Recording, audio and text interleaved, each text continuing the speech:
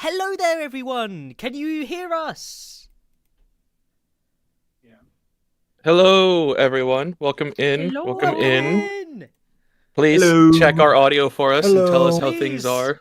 Let us Be our know. little Did we guinea mess this pigs. up? Feedback. We desire feedback.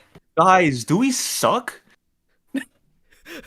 Let us know in the Don't Don't we ask bad at what we questions you do? don't want the answer to. Thank you all for spending your Saturday morning with us. Or I night. hope you guys, Yeah. or night, Wherever yeah, depending you on where are you live, on this right? planet We right appreciate your time. Everybody filing in.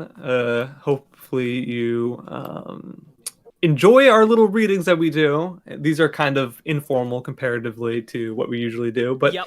it's to practice, get some rust off, and also hopefully to give you something that you guys enjoy.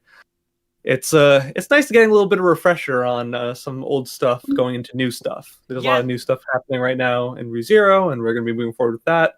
But a little bit of a blast of the past, some nostalgic moments for sure. Mhm. Like last time, in the utter nostalgia of the intense flirting between Subaru and Amelia. Or I think Ren. that was a bit more than flirting at certain points. I'm Yeah. gonna be real, man. That was an event of all time. Let's just say. It really Surely was was. a REM interaction of all time. It's peak. At least they kept it PG. They might need a 13 on that. Yeah, They it's, might it's get a definitely got to slap that 13 on there.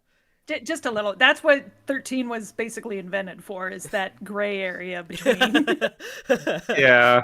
Like, they need to know what's being said, but just not show it to them so that we don't get an R rating. And we'll be fine. We'll be fine. Well, that's why you have some of those like weird 80s movies that are rated PG, because literally PG-13 didn't exist yet. Mhm. So Oh, I didn't even think of that. That makes a lot of sense. Like yeah. the vacation films that have the F-bombs removed still got a PG rating. Like the ones Yeah. that didn't go to theaters but get put to TV. Mhm. That is For children. wow. Okay. For kids. New Yes, new I, law drop. I did do Petra last time, Sean, and if you all noticed, our fearless leader, Kylos McGiles, couldn't make it this morning, so I will be taking over Petra's for not her here. as well.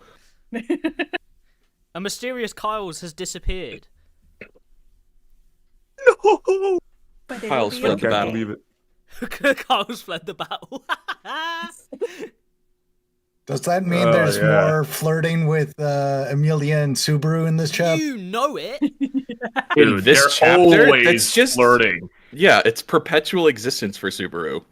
Like, he will not, if he is on screen and Amelia's on screen, if there is no battle being fought, actually, even if there is a Even battle if being there fought, is they're going to battle. flirt. I was gonna say. He's like, Yeah, wow, it's like- Amelia Tan, that attack was amazing. Completely not focusing I'm on what sorry, he's I supposed don't to be exactly doing. know what you're saying. Yeah, if Beatrice isn't taking his attention, then he is flirting with Amelia. It's all out He has war. two moods. He has two moods. Lock in and flirt with Amelia. I was gonna say horny or dead, but yeah, that works. That's also true. Born to Cursed. dilly-dally. Dilly Forced to dally. lock in. Dilly-dally? I don't dilly-dally. Those are words I've not heard in a long, long time. Long time. Now I'm imagining Al walking up to Subaru and saying, "Hey, bro, don't dilly-dally. Go to your Get girl. the Don't lid out, dilly-dally little around." Disappointed. Hey, Subaru, you're gonna have to lock in for this one. Oh, no. Oh, All right, God, for 2025 lingo. For our audience at home, I have linked the link to the source material we'll be reading from. It's like a compiled version of the Arc 4 web novel chapters from Witch Cult. If Yes. Wolf would mind or wouldn't mind pinning that, that'd be great. Let's see here. Do-do-do-do. Come on. There we go. It should be pinned now. Yep. There it is. Awesome. And this is the PDF for Phase 1 of Arc 4, right? Yes. I think so. Yes.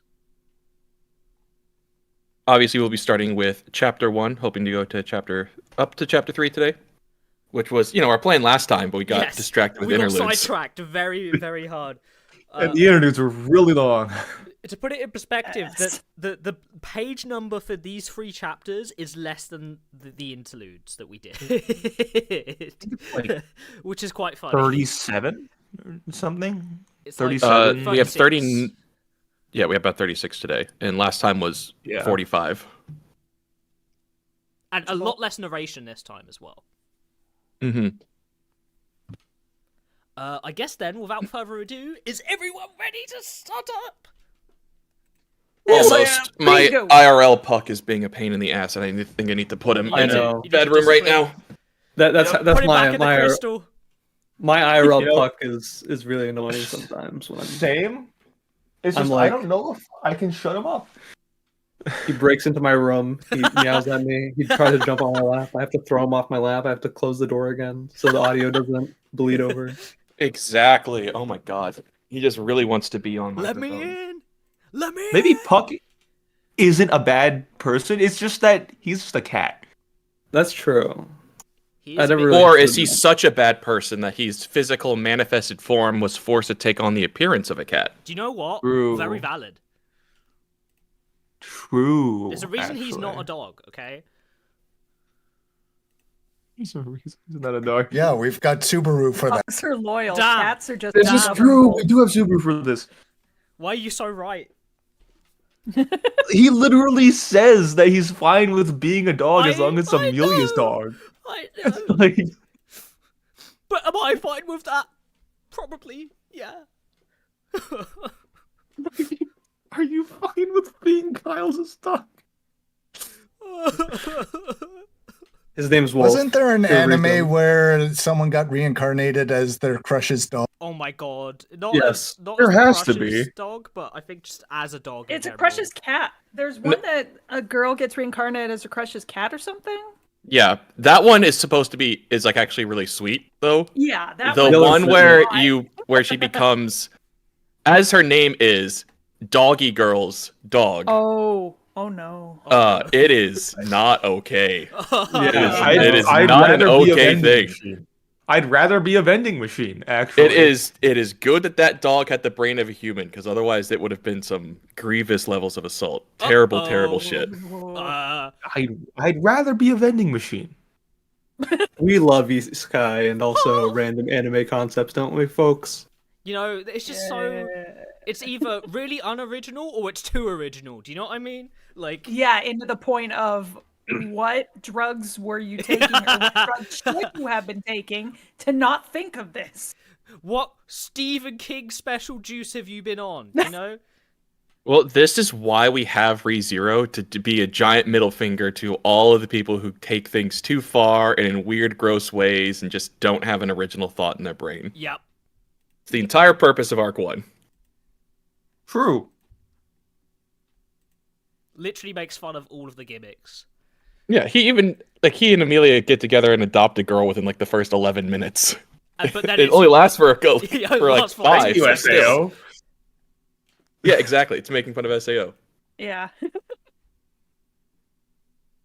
But the deep character writing, it's just so deep. The deep character writing. It's Well, when it is, then it works. I mean, it's not like he hasn't gone around and adopted like what is he up to? 1, 2, 3, 6 7 little million. girls with him now. he hasn't a family. He might as well be a single dad. He's just trying to make ends meet for his family. It's like eventually every male protagonist will become dad pilled in some way, shape, or form. Subaru just had it a bit earlier than usual. The most. This is why I hate anime. It just appeals to the ideal male fantasy of being a father. Yeah, Being being a a dad. Yeah. All right, that's probably enough banter to Yeah, give we- people we time need to to lock file it in. First, yeah. Right, everyone, let's get ready. Ready. TLD, I think yours is the first question marks here as well. Yes. Yes, it is. Indeed. Oh, am I doing Wilhelm too? You do Yeah, I Wilhelm think so. last You time, want to? right? Okay. That'll let my voice have a chance to relax at least. Yeah, that's what I thought. What, you're not using your bass voice for? Okay, so we just I'm want to not using start. my bass voice now. This is fake. Oh, I'm so sorry. This is Performer Corner. But yeah, you're our first narrator, right, Al? Yep. Yeah. Awesome. All right. Everyone ready to go? I was born Yep. ready. I was not. And You're just not. for everyone today as well, make sure that you start with the chapter number and then read off the title before beginning. Yeah. Chapter 1. In the place we have returned. It almost seems as if the overcast sky is reflecting the state of Subaru's mind. 6 dragon carriages stand lined outside Krush's mansion. Among the vehicles are those already loaded with the Arlem Village escapees, and 1 special carriage left empty for Subaru and Amelia. Their journey will be long. That they are not riding alongside the children as they had on the way over is because Subaru had mountains of things he must discuss with Amelia, and because not even he is insensitive enough to arrange that she and the children be together. It will be lonely here. Calls a voice from behind Subaru as he quietly gazes over the line of carriages. He turns his head for his sight to land on Krush. With a damp air stroking her green hair and her eyes downcast, Subaru nods. Say we stay ages and nothing will move along. And say we keep leeching off you, and that's nothing going. But I know that resting quietly is what I should be really doing.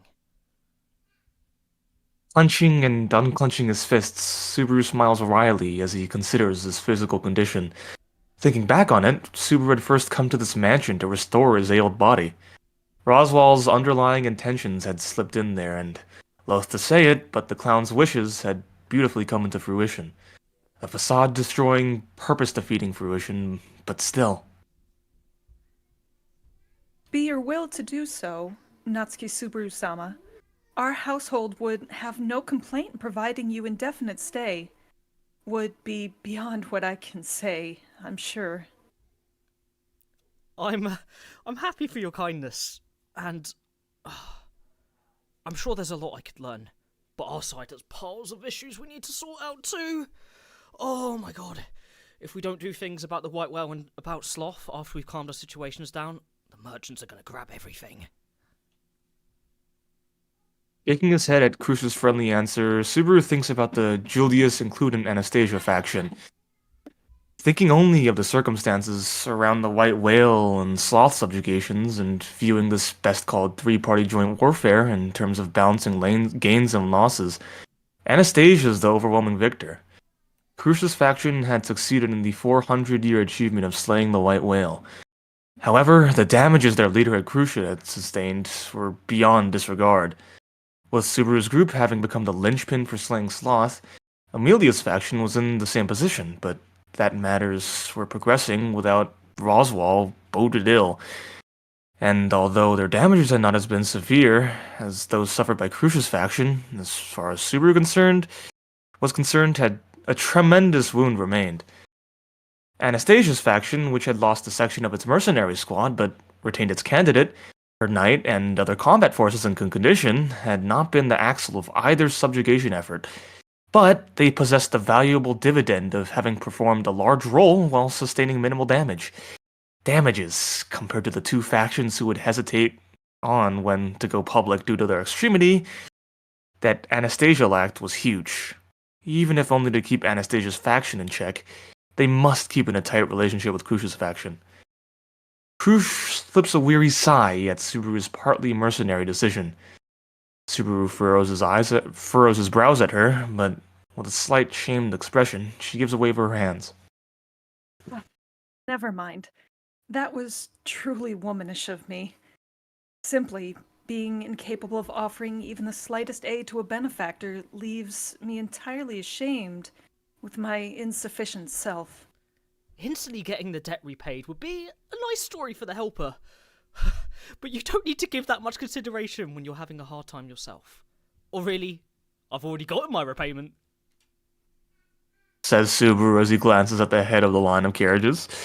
There stands a clearly adorned with more ornamentation compared to the other carriages, a high-quality VIP vehicle. And the dragon pulling this honorable carriage is... Story without greed. Healing a wounded dragon, and then wishing to adopt it. She's the man who saved my life. Or not. Dragon! We haven't known each other long, but she might be the partner I've skirted the line of death with the most in my life. Since it mean getting involved in my future troubles too, I figured it would be an unbearable idea from Patrichet's perspective. I would find no need in being concerned on that matter. The soft denial of Subaru's words as he glances at the Earth Dragon, Patrash, comes from Wilhelm. The old swordsman had been checking the condition of Patrash's carriage until then, and he nods in recognition of his cutting in on their conversation. It's not so uncommon that a Diana, a pickly breed even among Earth dragons, present their body in protecting their rider. This dragon is considerably attached to you, Subaru Dono. Although, it isn't that I remember doing anything so big. It was only that I chose a dragon who clicked when they said I chose whichever dragon I liked before the White Whale battle. Good affinity would seem the truth of it. It was another point where his luck had simply been good. Subaru suspected that had it been any dragon but Patrash, he would not have survived either the White Whale or Sloth fights. Meaning... My body won't be satisfied by any dragon except you now! Oh, Patrichet, you minx! Touching his palm to Patrash's smooth flank region, a flirty Subaru glimpses up at Patrash. She looks down at him with eyes suggesting absolute disgust for his lovey-dovey behavior and gives her body a jerk, intending to strike his outstretched finger. Oh, close! Look, even if it's to cover up your embarrassment, pulling that's going too far, yeah? Ever since that time I put too much energy into classroom chores in middle school, this finger stuff makes my heart rate go crazy! I'm so traumatized! The dragon is merely teasing. Such intimate banter in itself occurs exactly because there is an unwavering bond of trust between you. Does this look like banter? It feels to me like I'm just prattling off at her and she's rejected me with body language. Their bond of trust communicates without words in dreadful situations. But separate the two from some dismal scene temporarily, and this happens. Having a proud madame as his partner was unexpectedly difficult. Although, even with her cold behavior, she ultimately still lets him pet her. My name will be acknowledged as part of the White Whale subjugation. And the Sloth subjugation means Ameliatan's safe and protected. And then I get a ground dragon that I like. It's unbeatable compensation. That you do not realize how momentous a feat it is to have slain the White Whale could be called part of your charm, Subaru Dono. The world will doubtless come to reward you in a more appropriate manner for the deed. I do await the day. No, not like I think it was anything really that ridiculous. Running around and waving food in a whale's face is a real thing, you know. With that not humble statement from Subaru, Wilhelm's eyes take on a look as though he is seeing something rather pleasant. The warmth of Subaru's gaze gives Subaru discomfort, and he shakes his head to drive the feeling away.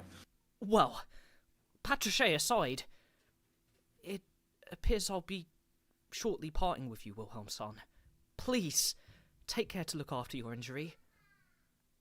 Your concern is appreciated. It appears some distance is between us now, and matters will presently settle merely with bloodshed. Someday I shall surely stand alongside you once again. Until then. Wilhelm's wound, the hemophilic cut inflicted by the previous Sword Saint Theresia. Faced with the reality of this old injury having reopened, Wilhelm's eyes host a sharp glint. His focus is set on the two cardinals of sin who assaulted Krush, gluttony and greed. Should there be anything else other than the White Whale associated with the death of his wife for the Sword Demon, being that those two were the most recently present, they would be the most likely contenders. Just like Wilhelm, Subaru holds an intense grudge against Gluttony. He would most likely end up having to eventually face the Cardinals. They're the leaders of a group that Subaru would much rather like to avoid, but gluttony alone is different. He would assuredly defeat this cardinal of whom he only knew the title, there being many things he had to get back. Kush's memories were one of those, and most importantly... Subaru-kin, Remchan secured. Come check. A cat-eared someone leans out of Patrash's carriage to speak. It's Velis. Subaru runs over the carriage to peek inside, and with one seating area of the spacious interior dismantled to give room for a simple bed, there he sees, sleeping, a single girl. Rather than her familiar maid outfit, it is a thin blue gown which garbs the body of this blue-haired girl. In wakeless sleep and forgotten completely by those around her is that single girl, who loved Subaru, and Subaru had willed to love back. That girl. She's not gonna get thrown off or anything, right? Now, I paid proper attention to that. Maybe I'm not perfect, but I'm still a practitioner of the healing arts. Or, really, with how treatment on Remchan's wounds finished ages ago, it's pretty hard to call her sick or a patient, Her face appears relaxed as Subaru gazes on, Velis's tone speaking into him, thoroughly casual.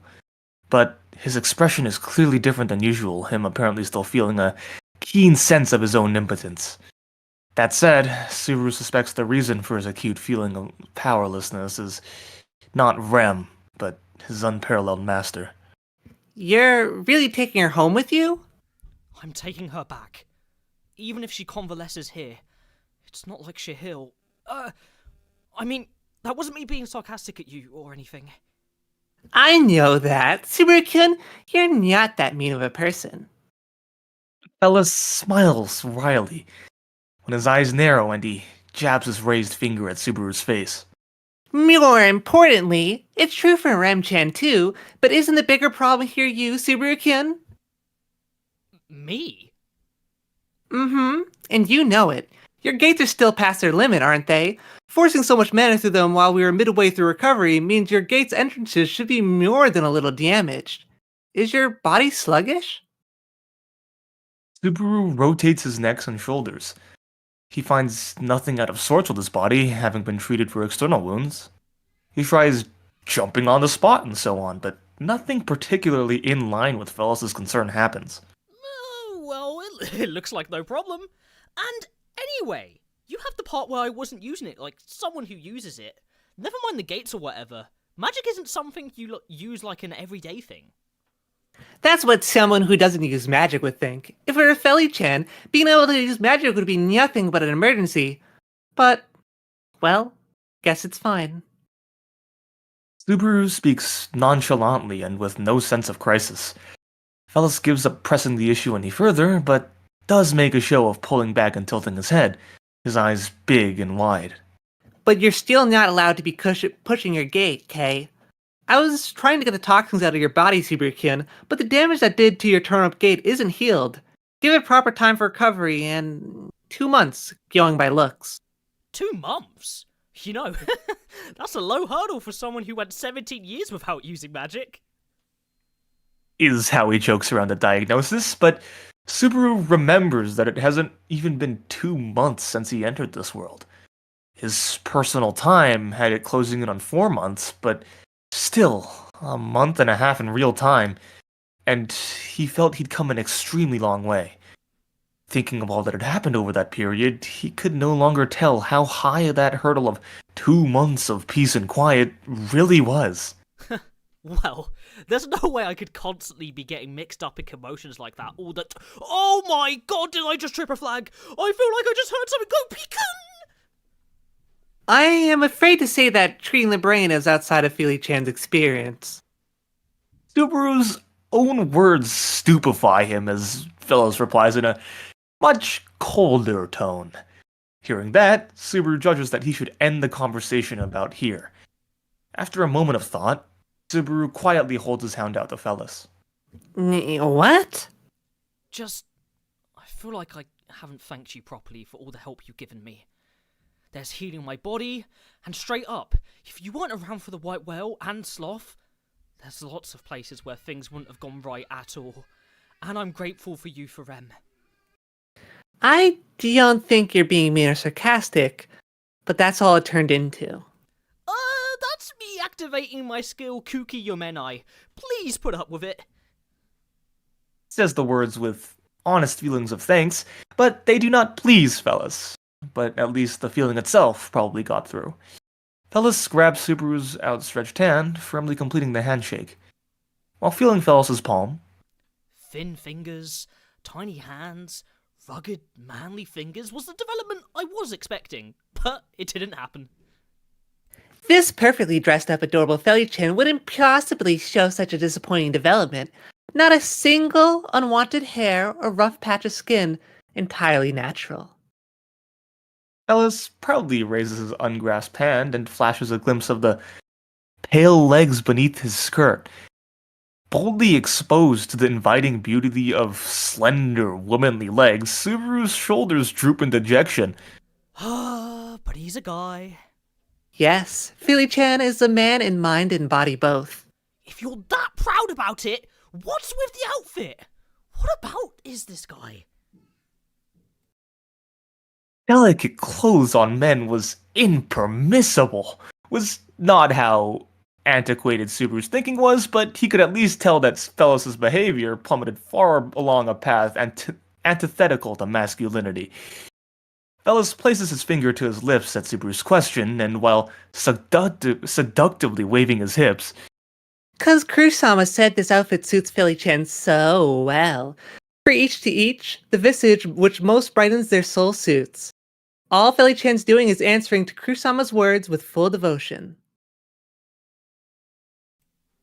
But that's something. that the present Krush wouldn't know is how Subaru was going to continue before he stops himself. Fellas would already know that without Subaru having to say it. Doing so after he had purposefully brought it up would only hurt, but more importantly, it was preposterous to speak as if it was something bad for Subaru himself when around Fellas. If people talking about Rem as if they knew her irritated himself, then that meant Fellas definitely didn't want to hear those words from Subaru. The Karsten clan can be damned. Huh? Abruptly, those words hammer on Subaru's eardrums. Quiet, cold, and intonation with emotions frozen. The question of who was that carries enough strength that even though Subaru has been hearing this voice from right in front of him, he is slow to put it together. His head drooped, Fellas' bangs prevent his expression from showing through. Keeping that posture, Fellas' grip on Subaru's hand strengthens. Kurusama alone, absolutely, will I protect. Felis? So... Fellas' voice suddenly bounces back up as he raises his head. His eyes house the same mischievous look as always, and as if that second of transformation was a lie. You have to keep your promise too, Subaru-kin. Don't, and I'll make the man inside you go crazy till you go insane and die. Don't say that while smiling! Also, don't threaten partners in your alliance! But more than a threat, it's a death sentence. That's worse! Jeez! Subaru shakes his hand out of the handshake and turns his back to Fellas. He glances over to see if the ruckus brought any change in Rem, but it amounts to nothing more than a faint hope. Letting out a small sigh, Subaru forgets his betrayed hopes as he exits the carriage. He then discovers Amelia carrying some luggage from the mansion and talking with Krush and Wilhelm. Is Remson's bed properly set up? Yeah, Felis did it perfect.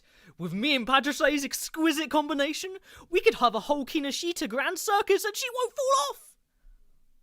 I don't really get it, but the hunch I have is so bad, so let's not have a grand circus, okay? Oh, there's a shame. My heart was pounding with anticipation with how you'd feel about the tightrope. That said, his exposing my life to danger by my own devices, could the beating of this heart possibly be love? Plan is really the epitome of causing trouble just to reap the benefits. Although hearing the phrase Remsan come from Amelia prompts a pain of a magnitude he had not anticipated to stab Subaru through the heart. Amelia's eyes narrow for an instant as she sees Subaru shut up his mouth, but before she can bring it up, Fellas emerges from behind Subaru and hops down onto the ground.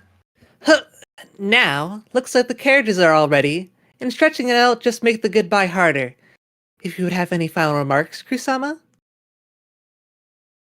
Of course. Fellas goes to Krush, hers taking a step towards Subaru and Amelia. Being up above is rude, so Subaru exits the carriage as Fellas head and he heads to Amelia's side. Krush takes a deep breath and, with her hand to her chest, Although I am unsure how many times I have restated this, I am deeply grateful to the both of you. I believe that the fact my life still remains, although my memories are lost, and that I am still connected to the wish I held before my memories were lost, is explicitly because of my collaboration with you two. I thank you very much. No, I didn't do anything deserving your gratitude, Kusama. I've been almost completely out of the loop on what's happened the last few days. Well, in real terms, it's an empty achievement for Amelia-tan. But my efforts were definitely in there, so relax! My achievements are Amelia-tan's achievements. Subaru cheerily taps his hand to his chest as he backs up and obliged Amelia. She glances at him and gives a small nod. Thanks. I don't remember becoming yours yet, though. Ugh! Someone saw through my plan to use the situation to say that to a third party where it could be denied! I'm always vigilant and don't leave openings. We've gotten completely off topic. I'm sorry. Subaru presses his hand to his chest and retreats far backwards, Amelia sighing at him as he apologizes to an abandoned Krush. But she looks unpleasantly at the pair's back and forth. No worry. You two simply get along so well it provokes jealousy. I'll also need to swiftly be open with Felix and Wilhelm-sama, as I was before. Philly-chan's heart and body are always fully open to Kusama. Hands to his cheek and his body swaying to and fro as Fellas. Ignoring the girl wobbling like an octopus behind her, and with her capacity to accept the situation alone unchanged, a feminine smile rises on Krush's face. Let us meet again soon. I desire that my relationship with you, Emilia-sama and Natsuki Subaru-sama, be both familiar and eternal. Subaru figures that not any fabrication, but her truest feelings. She had lost her memories, but not her purity. The trapping of lies and pretense suited her life, which radiated the word sincerity, not at all. And her statement clearly conveyed that. Amelia's eyes shoot open in surprise, and with her lips faintly trembling. I'm an opposing candidate to you, Kusama. Even if we're allied now, we'll definitely go back to competing with each other. Yes, that is right. With Emilia-sama as an opposing candidate, I will have to firmly endeavor so as not to lose. But even if I weren't, I'm a half-elf, a silver-haired one. Aren't you afraid? Amelia-tan? That's... Not something you need to ask, Subaru intends to say to stop her, but seeing and recognizing the sincerity and seriousness and intensity in Amelia's eyes, he can't continue. Amelia was asking that question with full earnesty, and as someone who knew even a fragment of her emotions here, he couldn't frivolously butt in on a query, and more importantly, Subaru knew the person being asked this question was Krush Karsten, and the lack of necessity to interrupt. The manner of a soul's being determines the value of the being's existence. Both yourself and strangers should live in a manner that brings them most brilliance, that brings their soul no shame. Is what it seems I was fond of saying before. How to say, now that my viewpoint has become more objective, how high and above those words sound. Her hand to her mouth, Krush holds back a incompletely suppressed smile at her past self. Hearing her stuns Amelia into complete silence. Emilia-sama, would you yourself believe your manner of living embarrassing? Not. I live believing that no matter what people around me think, I can keep living without hating myself. And then there is nothing to lament or fear. You polish yourself, pile effort upon effort, maintain your own way of being without air. You are the possessor of a wonderful soul. Smiling, Krush holds the hand on her chest out to Amelia. I am glad to have become your acquaintance. No fear is in me in the least. Amelia bites her lips as if feeling a pain in her chest as she looks down at the offered hand. Without any hurrying her along, Krush silently waits for Amelia's response.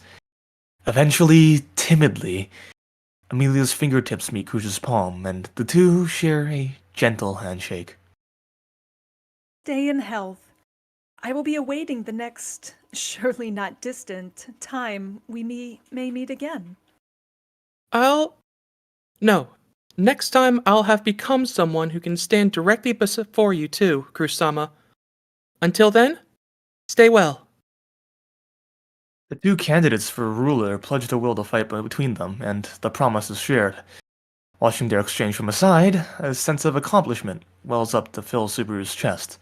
This was a manifestation of one of the things Subaru had suffered, struggled, been wounded for, and now finally acquired. Although not that he had gotten here while perfectly preserving absolutely everything. I don't want to make it your fault for me to have a reason to forget all I've accomplished like this and look all depressed. Glancing back at the carriage, the image of a girl sleeping inside rises between Subaru's eyelids. He couldn't forgive himself for using Rem as a reason to look downwards during a situation that should have been a blessing. Rem wouldn't have wanted anything like that. Though him thinking like that was more likely his ego. Subaru-sama too. Stay in health. I will be praying from my heart of hearts for your future activities and for her recovery. I think it's best there aren't so many situations where I'm doing any big activity, though. Straight up, I'm someone whose only useful is an absolute last resort. What happened to Rem isn't unrelated to you either, Krusan. I will do something, no matter what. Rush presents her hand to Subaru as well. Accepting it with a handshake somehow feels shamefully awkward, so Subaru answers by slapping his palm against hers to obfuscate the feeling. A small clap peels out, and that is the end of the contact between Subaru and Krush. Seeing her rebounded hands, Krush gives a small blink, and... Absolutely. Let us meet again. Krush and Fellas give a dignified bow, seeing Subaru and his group off. A suffocating atmosphere fills the carriage on the journey back home. This Patrash-drawn carriage Krush had given them as repayment was most likely another symbol of her thanks. Even disregarding its ornamentation, as it is clearly of expensive make, the softness of its seating and the glamour of its decor crossing the line for a lack of calm. Nearly 10 people could board, and the spacious carriage would likely still have room to spare, and with only 3 people occupying the space between the overwhelming vacancy is a natural result. The ones guarding over the silence in the carriage are Subaru and Amelia, as well as a sleeping Rem. No urge strikes Subaru to part from the Sleeping Beauty's side, and Amelia's absence of talk is perhaps also her matter of consideration for the unconscious Rem. Consequently, the only atmosphere that floods through the carriage is unpleasant. Can't have it like this, thinks Subaru as he crosses his arms.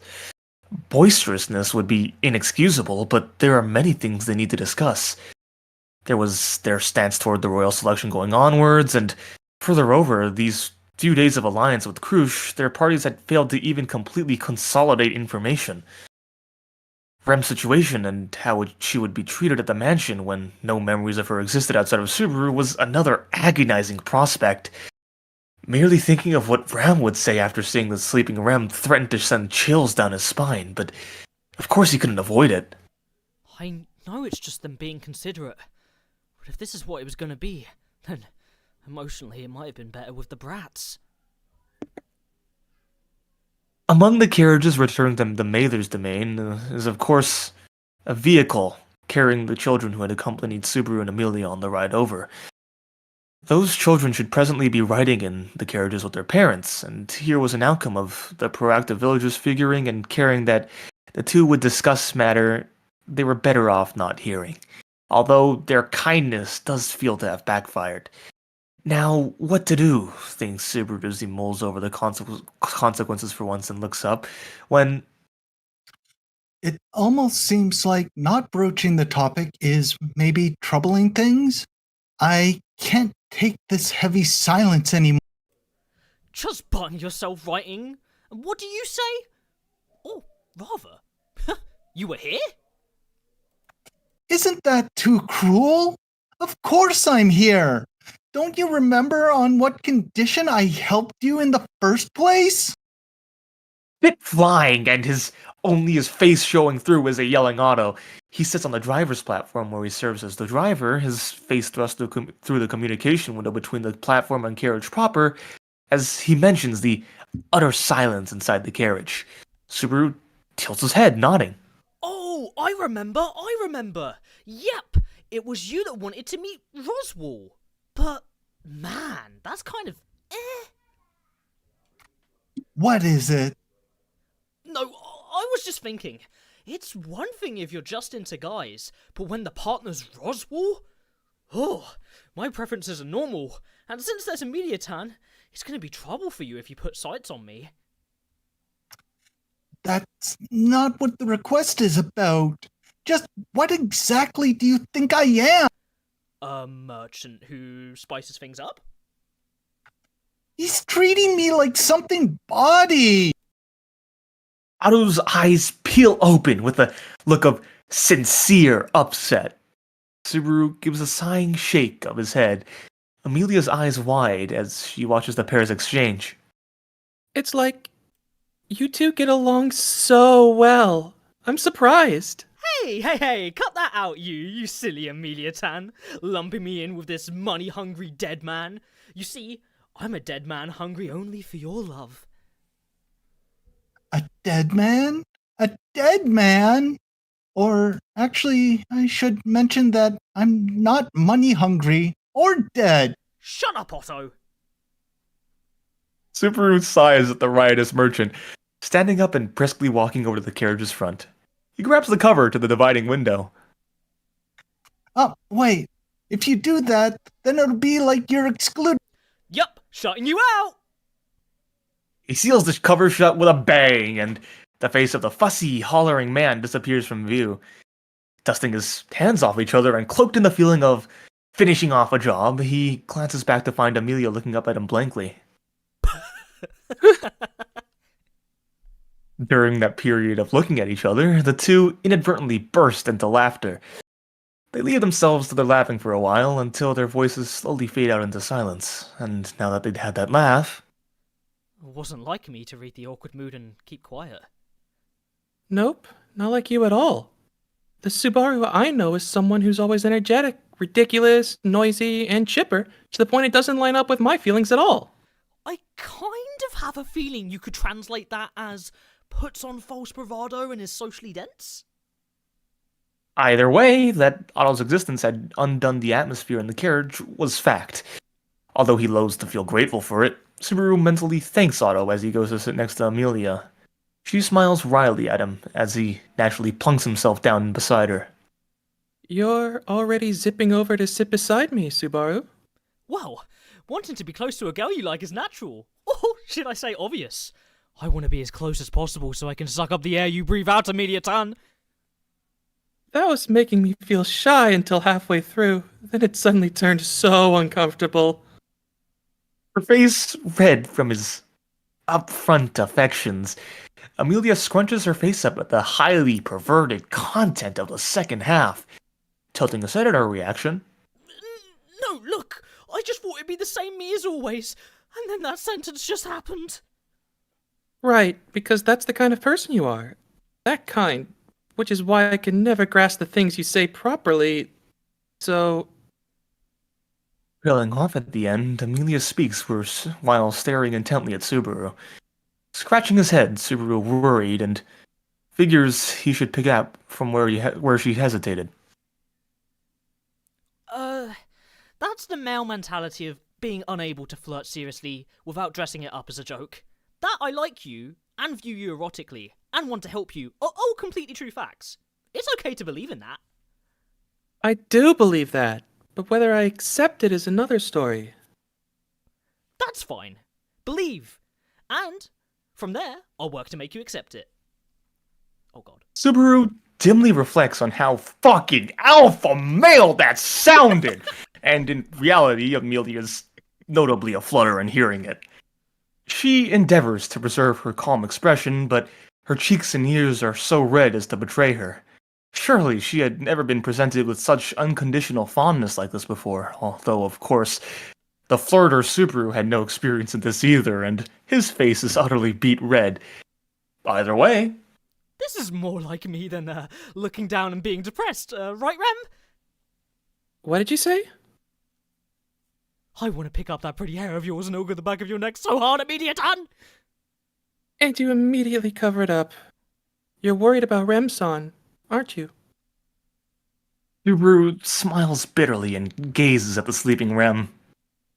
I'm worried. I'm super worried. I've been thinking this whole time. I have to do something, and I'm sure I'll constantly be thinking about it. I do want to think of you as my number one, but this isn't something I can put a number on. Sorry. Getting mad at that would make me a bad girl. I'm not going to be mad when it's something so important. You can tell just by looking that she's someone important to you. Just like Subaru, Amelia looks over at the sleeping Rem, narrowing her eyes. Amelia's lips quiver, and after a moment of hesitation, You love her, don't you? Love her? Love her a lot. I love her as much as I love you, Amelia-tan. Saying this is a bit... Subaru, is this cheating? I was planning to keep relatively to one path, but I don't think a guy who could receive so much devotion not have their heart moved and have blood or tears in them to shed anymore. Subaru recalls the loop of the past several days and all the uncompensated love Rem had given over that time. Receive all of that, and how could a heart not be stirred? Before he had even noticed it, Rem's existence had come to occupy a relatively oversized portion of Subaru's heart. Even though you said you love me. Just saying, I do love Rem back, but it's Rem's love for me that's crazy. Completely head over heels. It's a utter mystery. Arms crossed, Subaru inevitably had to have some doubts over all that uncompensated love proffered to him. Did he really have enough merit to him for a girl as well done as Rem to love him so much? Even now he had to wonder it. That said, he was simultaneously thinking that he'd have to become a man who matched up to that merit. Amelia's mouth loosens into a smile at Subaru's self-assessment. I think I understand. Huh? Why Remsun loves you so much. It's definitely 'cause whether she was nearby, you only ever showed her your good parts. Subaru, you're like a disease that sometimes does something that they're so cool. A disease? Well, I can't refute that. Scratching his cheek, Subaru pouts in dissatisfaction. Amelia pays Subaru's appeal no heed and saying, composes her face and closes her eyes. You won't get me so easily. That means there's a good challenge. One day, I'll make you crazy in love with me too. Rem will wake up and I'll hold both your hands in a League of Nations ruling. Just thinking about it makes me grin. Amelia and Rem pulling on both arms, hand in hand with each. Wouldn't that be a scene just to put a smile on his face? Which is why, unconditionally, no matter what, someday, he would... Need to have you pull me till I'm torn apart. I don't know what you're thinking, but I have a feeling I have to tell you this now. Don't get torn apart. The conversation in the carriage continues smoothly from here. Their migration was originally planned to take almost half a day anyway. Even with their large number of topics to discuss, Subaru and Amelia have plenty of time to talk about them. They swap information on what happened over the past several days, lastly bringing in Otto as they plan to proceed from here on out. Ultimately, their conversation amounts to, Oh, in the end, we can't come up with a real plan without talking to Rozchi. and the talk returns to its origin point. Basically, Roswell's the only one who comprehends the faculties and military strength that Amelia's faction possesses, and without him, the faction cannot keep going. Well, we could probably expect that Ram and Roswell have met up, and they're on the way back to the mansion too. Though first, I'd slap him across the face, then start talking from there.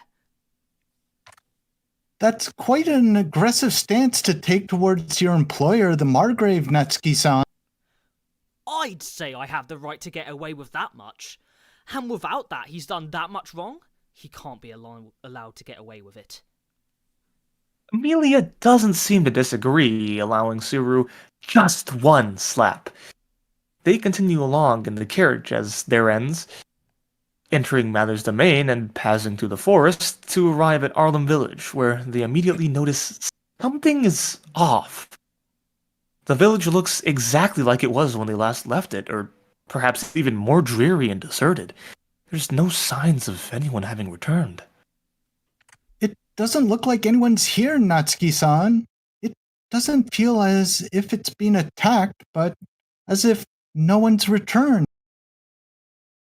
The villagers, Subaru and Otto disembark the carriages and split into groups to look around the village, and Subaru comes to that same conclusion. The excessive silence does strike Subaru with flashbacks of the previous slaughter of villages at Betelgeuse's hands, but he manages to confirm that possibility as only a needless fear. This, however, presents a different problem. I think Ram said that Sanctuary is 8 hours away from here. How is it that it didn't get back before us when we stayed at the royal capital for 3 days?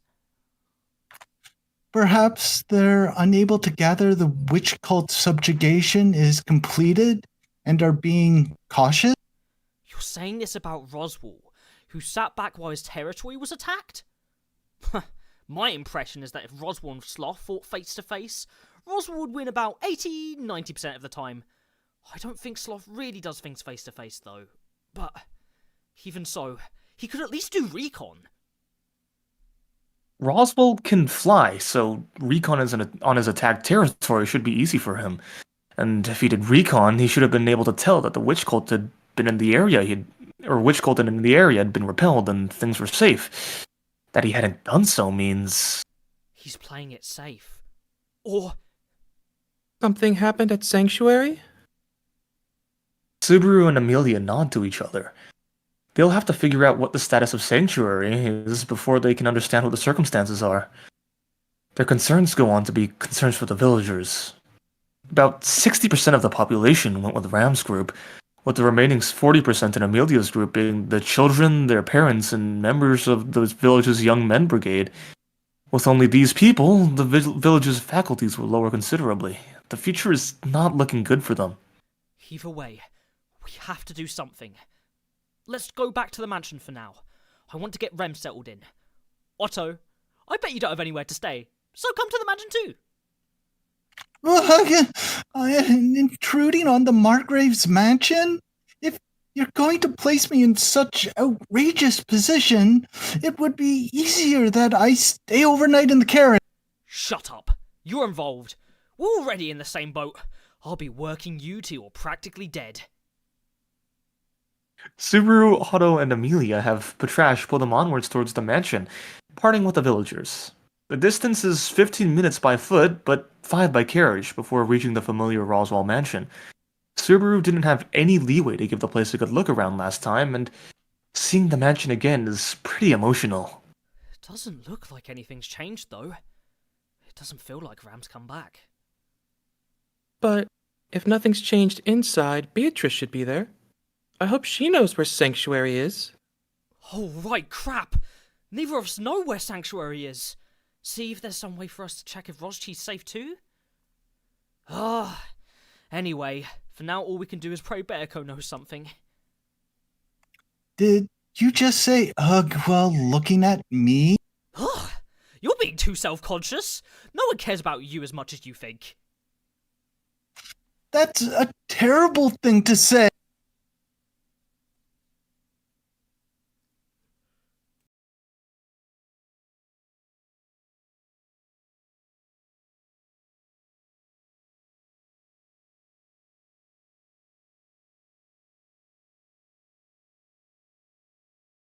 Ignoring a snubbed auto, Subaru leaves the carriage in the front garden and heads for the mansion's entrance.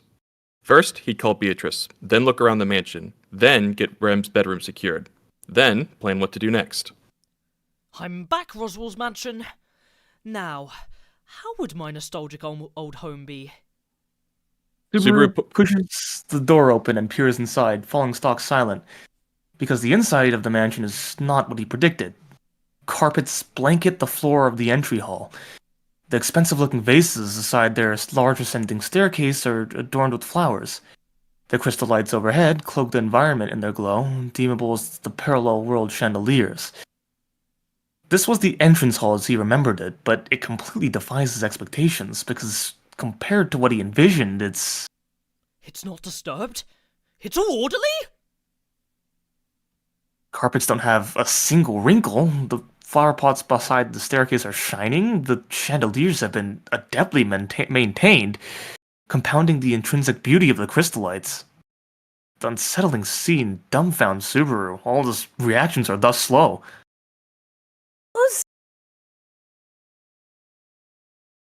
Hearing this quiet, faint sound and yet guided by his confusion, Subaru looks towards its source, but by the time his consciousness catches up with a silhouette being there, it's already too late. The shadow has already rounded from behind him. With the figure towering in from behind, Subaru sees it. Rising clearly from amidst the silhouette, she sees a maw of monstrous fangs. The next instant, Subaru's world goes black. Whew! That was a long one. Good job, y'all. Yeah. Yeah. Long Good first job. chapter. Dude, I got so rattled by the narration on Fellas. I was like, there's no way. There's no way. You're reading it, you're like, is that what's happening? What's I was going like, on? seductively? What's happening? Wiggle, wiggle, wiggle, wiggle. Yeah. I forgot he was like that. Yeah, that's true. I was Yeah, like, same. okay. Fellas is just shaking his ass. Okay. That was Because I guess he nuts. does that pretty explicitly in the first parts of the phase. Yeah. First few arcs, I mean. The Subaru. They definitely changed a lot in the light novel and in the anime to make the tone a bit more consistent, though. Yeah, I would say so. Yeah. Yeah, Subaru comes off as a bit more of a creepier. Yeah, I would say And then- so, yeah. And just the At plain shade. dick to Flank's Otto. looking good today. Yeah, I know, right? Trash. Plank's looking good today. Patrash girl, you're going off! I don't think I'm okay with this energy, folks. I don't know if he's just Subaru, this being energy is around too here. much from you, man. You got a ton of Yeah, no, he. Hey, look. According to him, he has fucking alpha male energy. Yeah, that was wild. I'm gonna have to check what that actually says again later today. I got to that, That's and I was just like, okay, well, I thought you were I guess joking I when you have to said rip that it. at first. I was like, is that what it says? Yeah. no, it just said that. It just said that, man. he's just got that energy, okay? Fucking alpha male, bro. It was like the other part where it was just the all caps words. Mhm. Oh, for- yeah, those are fun. Oh yeah. Yeah, those are fun. It, But the fucking alpha male part was crazy. now all I imagine is a poorly AI image of Subaru looking insanely shredded, drinking like Now a the Subaru low-protein Giga Chat shakes. image. In defense of that localization, well, I'm sure the fucking alpha chat is not exactly what it said. I translated a lot of stuff as a Chad in Arc 1 Yeah, and 2. yeah, A yeah. lot. Yeah, which, that's true. which was justified by other official dubs and subs doing the same translation on Crunchyroll in the last couple of years, so I feel pretty good about that one. But, I mean, Subaru is this kind of, like, internet nerd still. Yeah, Like, this is how he acts. he is a neat. There were a lot of lines that like really caught me off guard to read. Mm-hmm. Like the whole delicate clothes on men is impermissible. Like just reading that straight out was Subaru, I thought we were over this. Well, yeah, he He contradicts like said it like in that's excellence. is not what he actually believes. Like Yeah, while but, like, Subaru reading in the here first is being part a alone- little forward, it's definitely still showing that he is like a very open-minded person. Yeah, It's he's like, not- are you really he's coming not- on to me, Otto? Because Amelia's gonna have a problem with that. He's like, I think of all that the was more people for him you to teasing pick, Otto. Roswell? Ew. I mean, and that's just honest. That's very true. Yeah, come on, like Ram. You know, she's a great person, but her taste is. Trash. Yeah. Is this the first time, TLD, is this the first time you're reading this section of Krusha's stuff? Yes. Oh, really? That's cool. So But- now you get to see exactly how it happened. Yeah, because especially when I do the live reads, I don't read them ahead of time. I just go in blind and Which is way see more what fun. happens. Yeah. It is. Doing that is how you get fucking alpha male. Yeah, it's better than when I had to plan it out when I was doing the other narrations where I had to do all the voices too, because I had to go through and color code everything. So I'd end up going through it like 3 times, and it's like, I just want to be done with it. The nice thing here is that when you get on a roll, it's really easy to just read through. Oh yeah. Real Ironically, I quick, think- I do want to thank ACC and D for the Yes. $20 donation. Yes, Thank you thank so you much so for that. much. Thank you. Indeed. I use the stuff even when I'm in it to keep me busy at work too. So totally justified in that. We love it. Thank you so much and a ton. And welcome in, Skura. I'm glad you could join us. Hey, Thank you. Skura! Ironically, I think the like more spaced out paragraphs threw me off more in terms of like getting into the flow of the narration. But maybe that's just me. The problem with ReZero as well is that each chapter is dependent. You're either gonna have a narration forward chapter or you're gonna have so much dialogue it's gonna be crazy. Yeah. And there's no in between. Yeah. No, it's either one or the other. There is no moderation. Yeah, especially when you see like a chapter start with blank name is or is not a blank. That is how you know that's going to be a narration chapter. Yeah, it's going to be Exposition City. Al, are you referencing some Arc 6 chapters that all happened in a row, or Arc 8 chapters that all happened in a row? Yeah. Okay. I'm referencing those in specific. Reading those is just okay. We're going for an exposition dump. Wolf and Gold Settle did just in, finish grab a those drink, yesterday. grab a snack. It's story time, kids. How coincidental. Time to learn All right, about stuff guys. you were not expecting to learn about, but you're gonna be learning about it. Whether you want to or not. Yes. Get ready, there will be a Surprise. test. Drunk Dad All right, number 2 is opening- worse than you thought. It's like opening a chapter. All right. Wolf was not a blank. Oh, Damn it. Yep. I mean, this next chapter's opening line is also pretty amazing on that level too. pretty This is crazy. peak. Yeah. It's peak. Wolfclaw was not an American person. So true.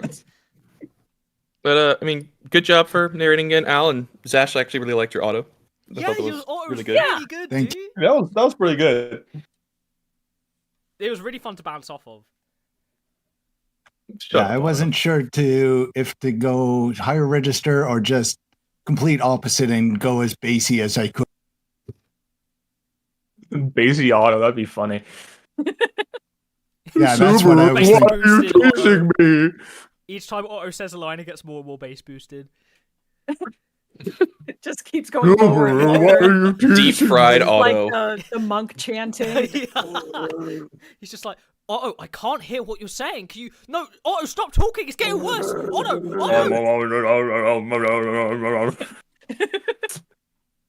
After a while, it's just a vibration in the back of your skull. It's a microwave noise. That's how he hears all the animals around him. Oh my god. Subaru doesn't He's interpreting microwaves.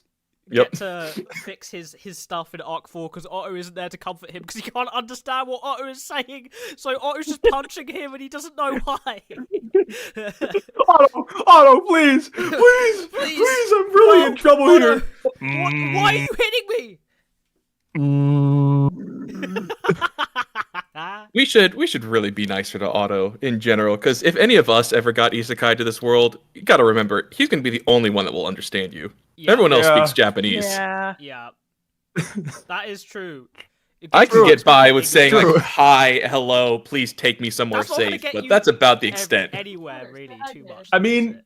do you think Otto would understand? Like, is English really an animal language? Like, come on. No, Well, he can understand interpret all in living all things. living things. Yeah. Oh, but like, are we Even alive? like babies. Oh, but are we alive though? That's crazy. Are we alive, guys? Are we? Guys, are we alive? simulation? Oh, Am I microwave? am I the microwave? No, I'm not. I'm not. All right, we That's should probably probably get yeah. into chapter Yes, 2 yes. before we Exactly. go off Probably rails. get into the second chapter Lock in. before We're getting Otto too turns into a sidetracked. microwave for We real. got a lock-in squad. Lock Fine, in. Matrix redefinition. No. No.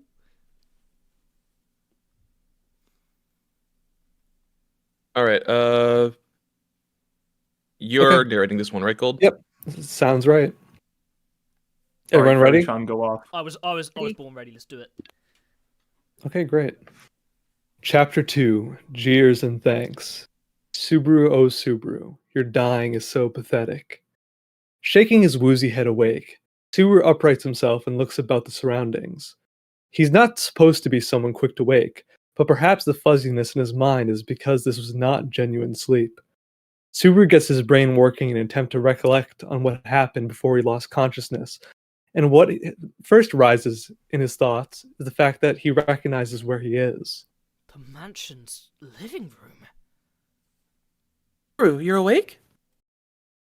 Right after Subaru has that little mutter, Amelia opens the door and pokes her head into the room. She walks over to Subaru rested on the couch with her hair in a plait and expression somewhat sunny, where she bends over to match his eye level. The intensity of her stare prompts Subaru to huddle his shoulders up slightly. What was it that just happened again, Amelia-tan? We heard you scream right after you entered the mansion. Me and Otto were super shocked. We ran inside and looked around. I was sleeping? That's not really the right word, but it's mostly not wrong.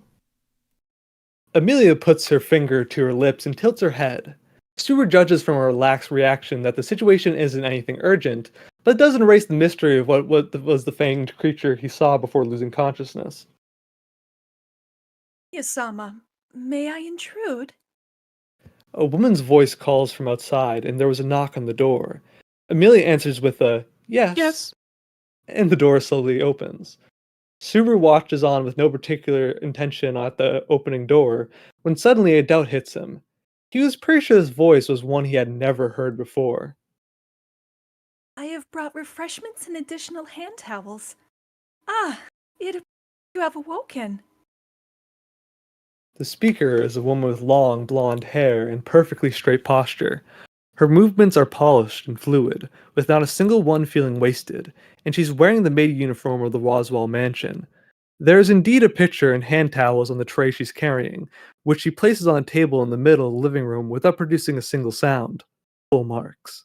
So long as you ignore her build and vicious smile. She's just a little taller than Subaru, and about as muscular, making her feel awkwardly burly for a woman. Her warm smile is ruined by a clearly visible swarm of sharp fangs. Her sharp green eyes host a feline glint, predatory and carnivorous. Graces me to have made your audience. My humble station is to serve the mansion of Margrave Roswell L. Mathers, Frederica Bauman being my Freak face! Subaru interrupts her polite introduction with just little too much honesty. Frederica's expression hardens. She blinks and blinks and blinks, and her eyes fill with tears. What? You idiot! Frederica turns her face away. Subaru is struck dumb when he's suddenly hit with a painful attack pulling on both his ears. He yells in pain and shifts his gaze to find an angry Amelia. How could you say that to a girl? Frederica's been so dedicated to your... I desist. It is not anything. I would be the one who has done wrong. My being called to return to the mansion has rather elated me, and I had become carried away. I have forgotten that my appearance is displeasing to people. Frederica tugs on Amelia's sleeve and shakes her head, using her other hand to conceal her mouth. I offer my apology for having caused shock. I further request forgiveness for my previous discourtesy. Think that Natsuki Subaru-sama be mistaken for an interloper upon his return. Interloper? Oh, wait! I think I kind of get what the story is. Amelia releases Subaru from his punishment. He rubs his ears. Frederica-san, who'd come back to the mansion, mistook me for an interloper and attacked. And then Amelia-tan came in, you two talked, smoothed out the misunderstanding, and now we're here, right? Correct. You would appear to be rather the quick thinker.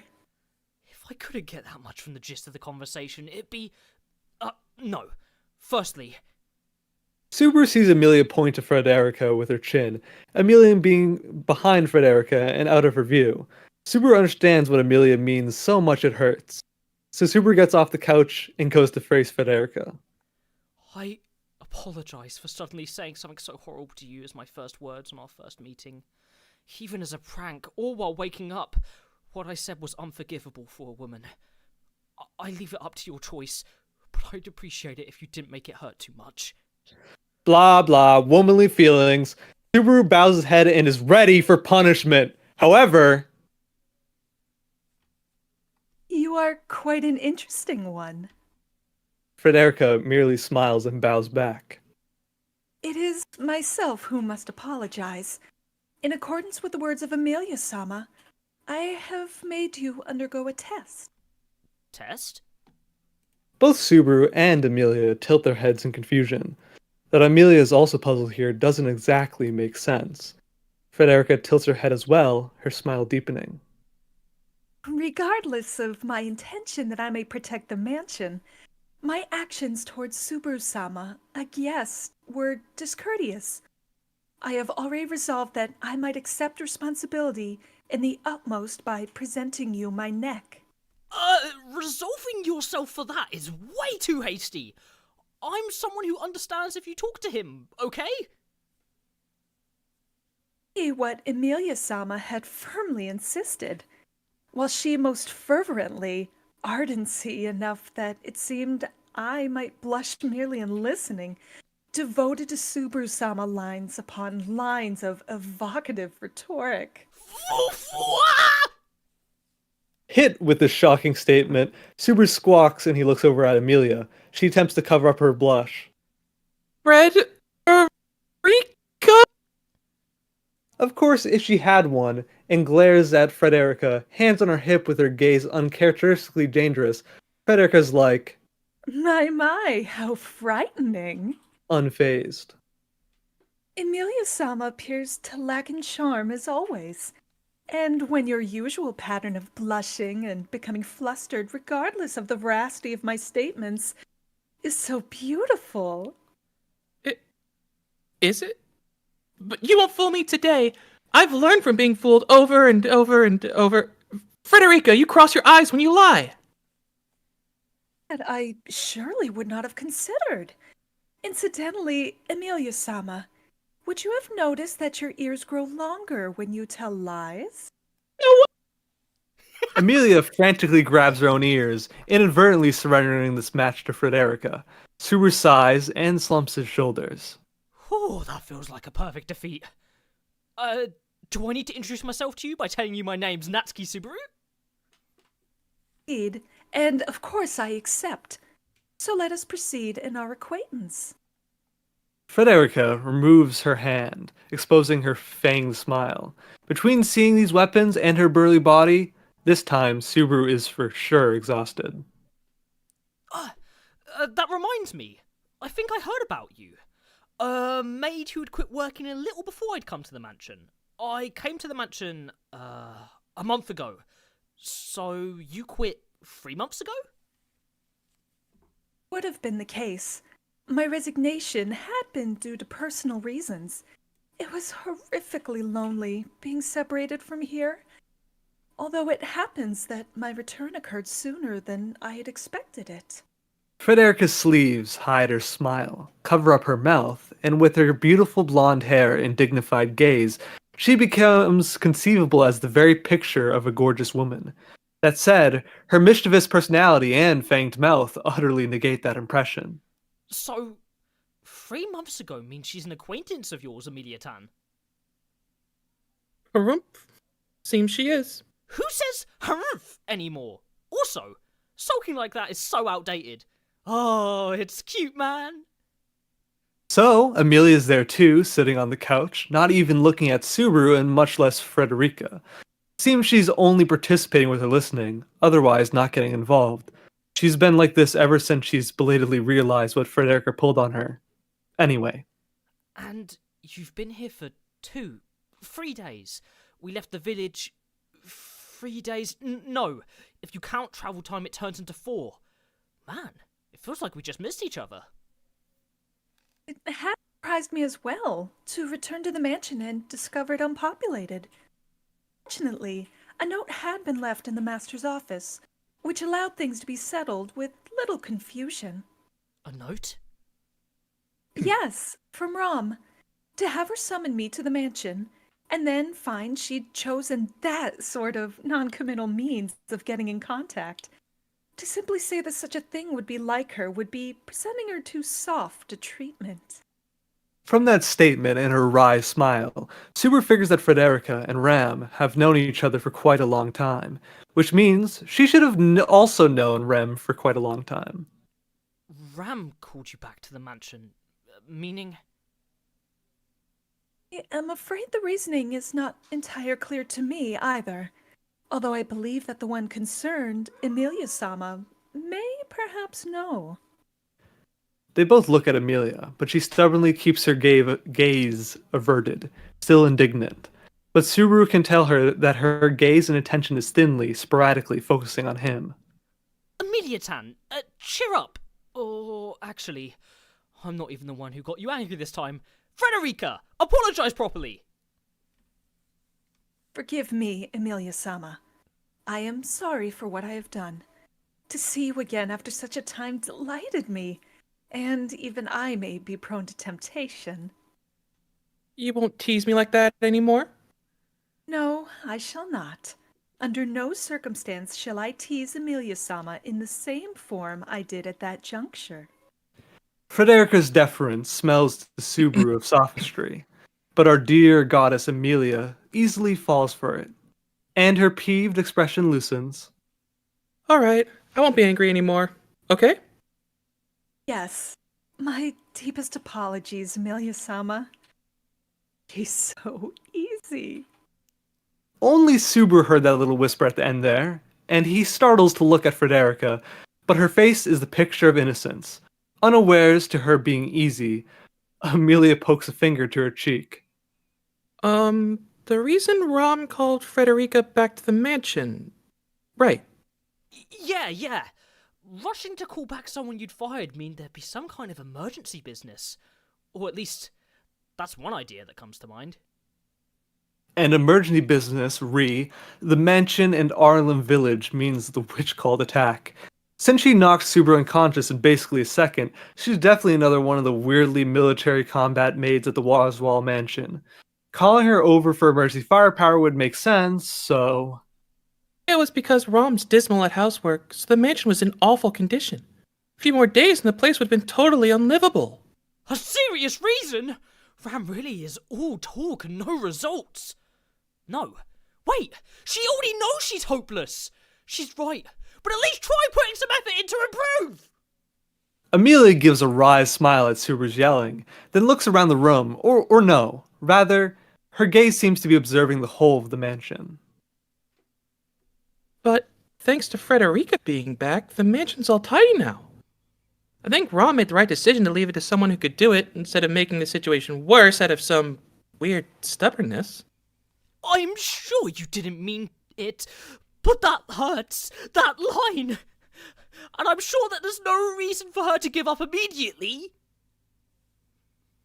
Side, I have been given the pleasure of the first worthwhile job of mine in some time. Fortunately, as not anyone was present, I have been able to clean and tidy during hours which would usually be spent providing waiting service.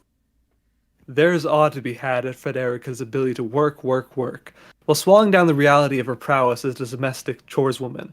Subaru conversely and painfully comprehends the power fostered by Gluttony's authority to realign the world in accordance with the erasure of Ram's existence, that is.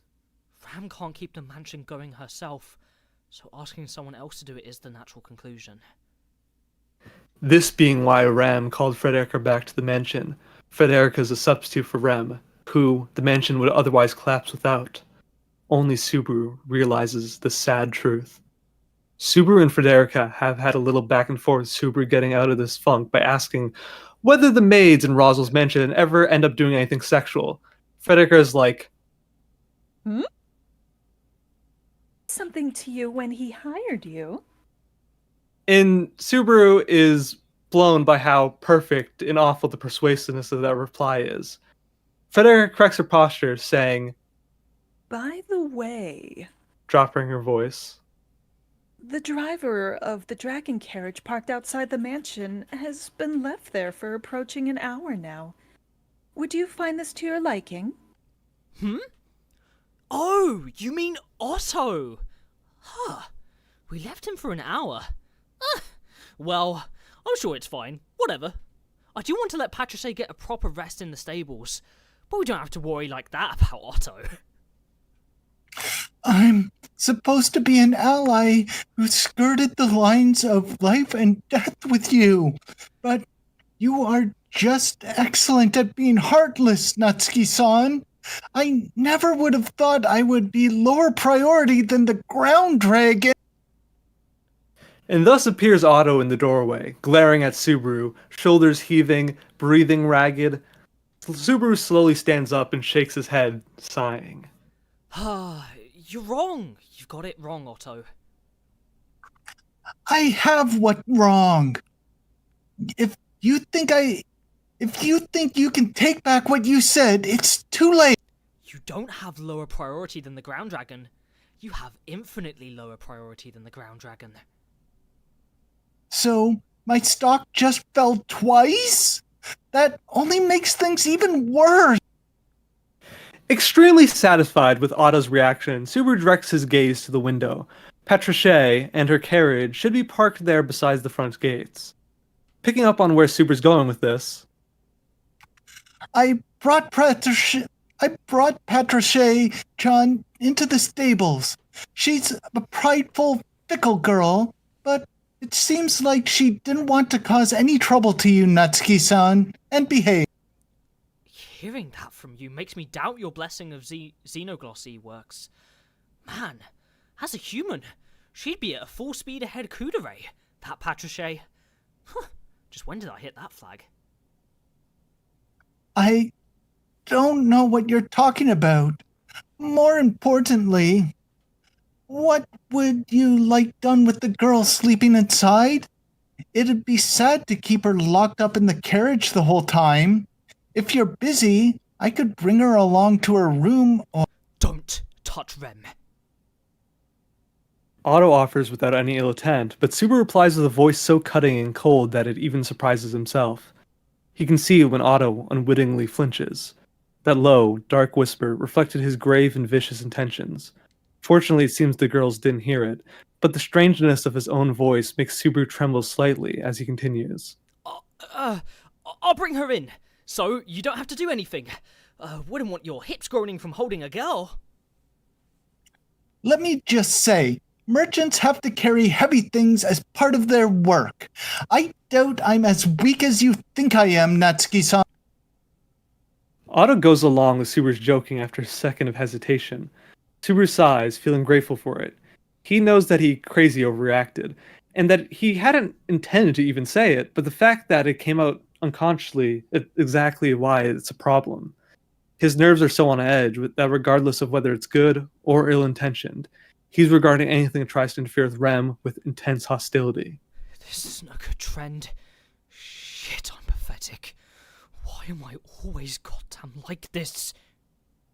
Get past one thing, and then he immediately stumbles the next stone in the way. Why could he never hold on to something strong, to keep him always standing straight and fair? If Rem could be there, if he could gaze at Amelia, if he was with them, then surely that unshakable something was supposed to be in his possession. My just desserts. No. Rem's the one paying for it. What a fucking muppet I am. There had to have been a better path. Subaru had presumed until the conclusion of the last Loop series that he had worked the utmost of his ability, but there had to have been a better, more perfect, best and optimum outcome. Subaru miscarried on finding the route which led to said outcome, instead capable only of compromising down a decent path and arriving at an imperfect future. Sacrificing Rem was his reward. Were he smarter, he would have noticed it. The note that Kirsch's envoys had delivered from Amelia and the others evacuated the mansion was blank. Subaru had put down to interference with the witch cult inside the envoys trying to stir chaos. But that didn't exactly make sense. The cultists shouldn't have realized the threat Subaru's group presented at that point, and it was unlikely that they'd go without using such a roundabout method of swapping the letter to promote distrust inside Amelia's faction. And if they were going to do that, it'd be much more effective to alter the content of the message rather than making it blank. Why did the letter turn blank? If it was because of the cultists, that left only one answer. Rem wrote the letter. I requested the letter be sent. Kusan got the letter. And the delivery itself went through. Only the content disappeared. That was the destiny of existence, with their names and memories eaten by way of gluttony's authority. When existence is erased from the world, what remains is a hodgepodge universe riddled with hashings over. To notice the awryness, a required consciousness awareness of it, but being that the existence was erased, even registering the regularity was impossible. If he had stopped to be more thoroughly consider what the blank letter meant, seeing through to the truth of things more adeptly, he just might have been able to do something. Thinking back on Amelia's statements, the letter had reached the mansion before the final day. Where the letter was blank by then Rem was attacked by gluttony around that time period. Not much time had yet passed since Subaru parted with Rem. The chance that he'd get back to her was minuscule, but there. But Subaru had overlooked that chance, and now he didn't understand why he had. Hadn't he felt something was off? Rom and Amelia should have known that Rem had stayed at the royal capital, so why had she never come up with a conversation with either of them? And he noticed it. He slaps his hand to his forehead, approaches the wall, and slams his head into it as hard as he can. It hurts, but one time's not enough. He repeats it once, twice again.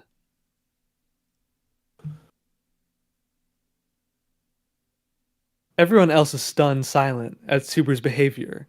Amelia, the first to react. She grabs Subaru's shoulder from behind and forces him to turn around. Doing this all of a sudden? This isn't the first time you've done something strange, but this time it's... look, your forehead's all red.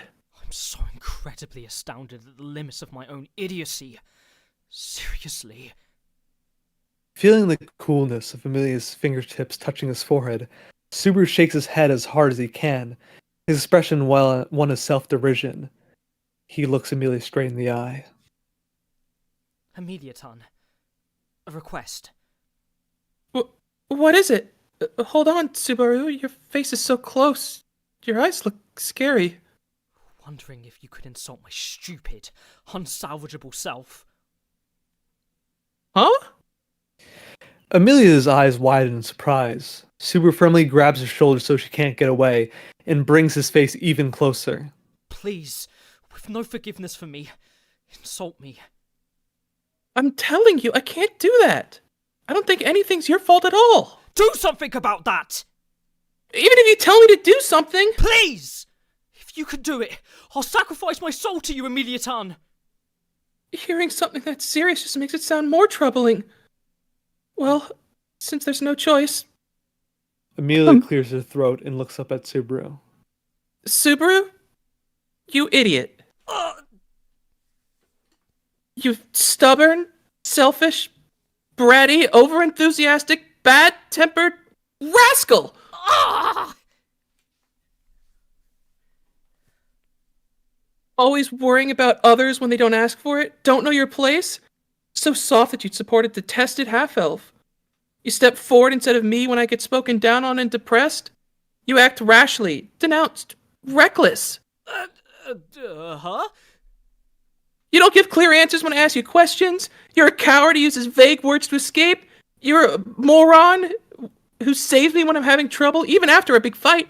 You're a scoundrel who gives me the answer I want when I'm hopeless and want something done.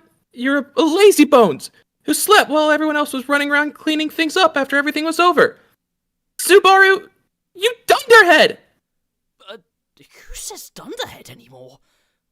I mean, Amelia-tan. These weren't the words Subaru expected. They weren't shredding his hearts, leaving ugly wounds, but profoundly kind, and wounded both Subaru and Amelia. Amelia pouts. What? That's seriously how you think of me? Honestly, I feel my true feelings just jumped out. So much that I don't even know what I just said. I left myself the momentum.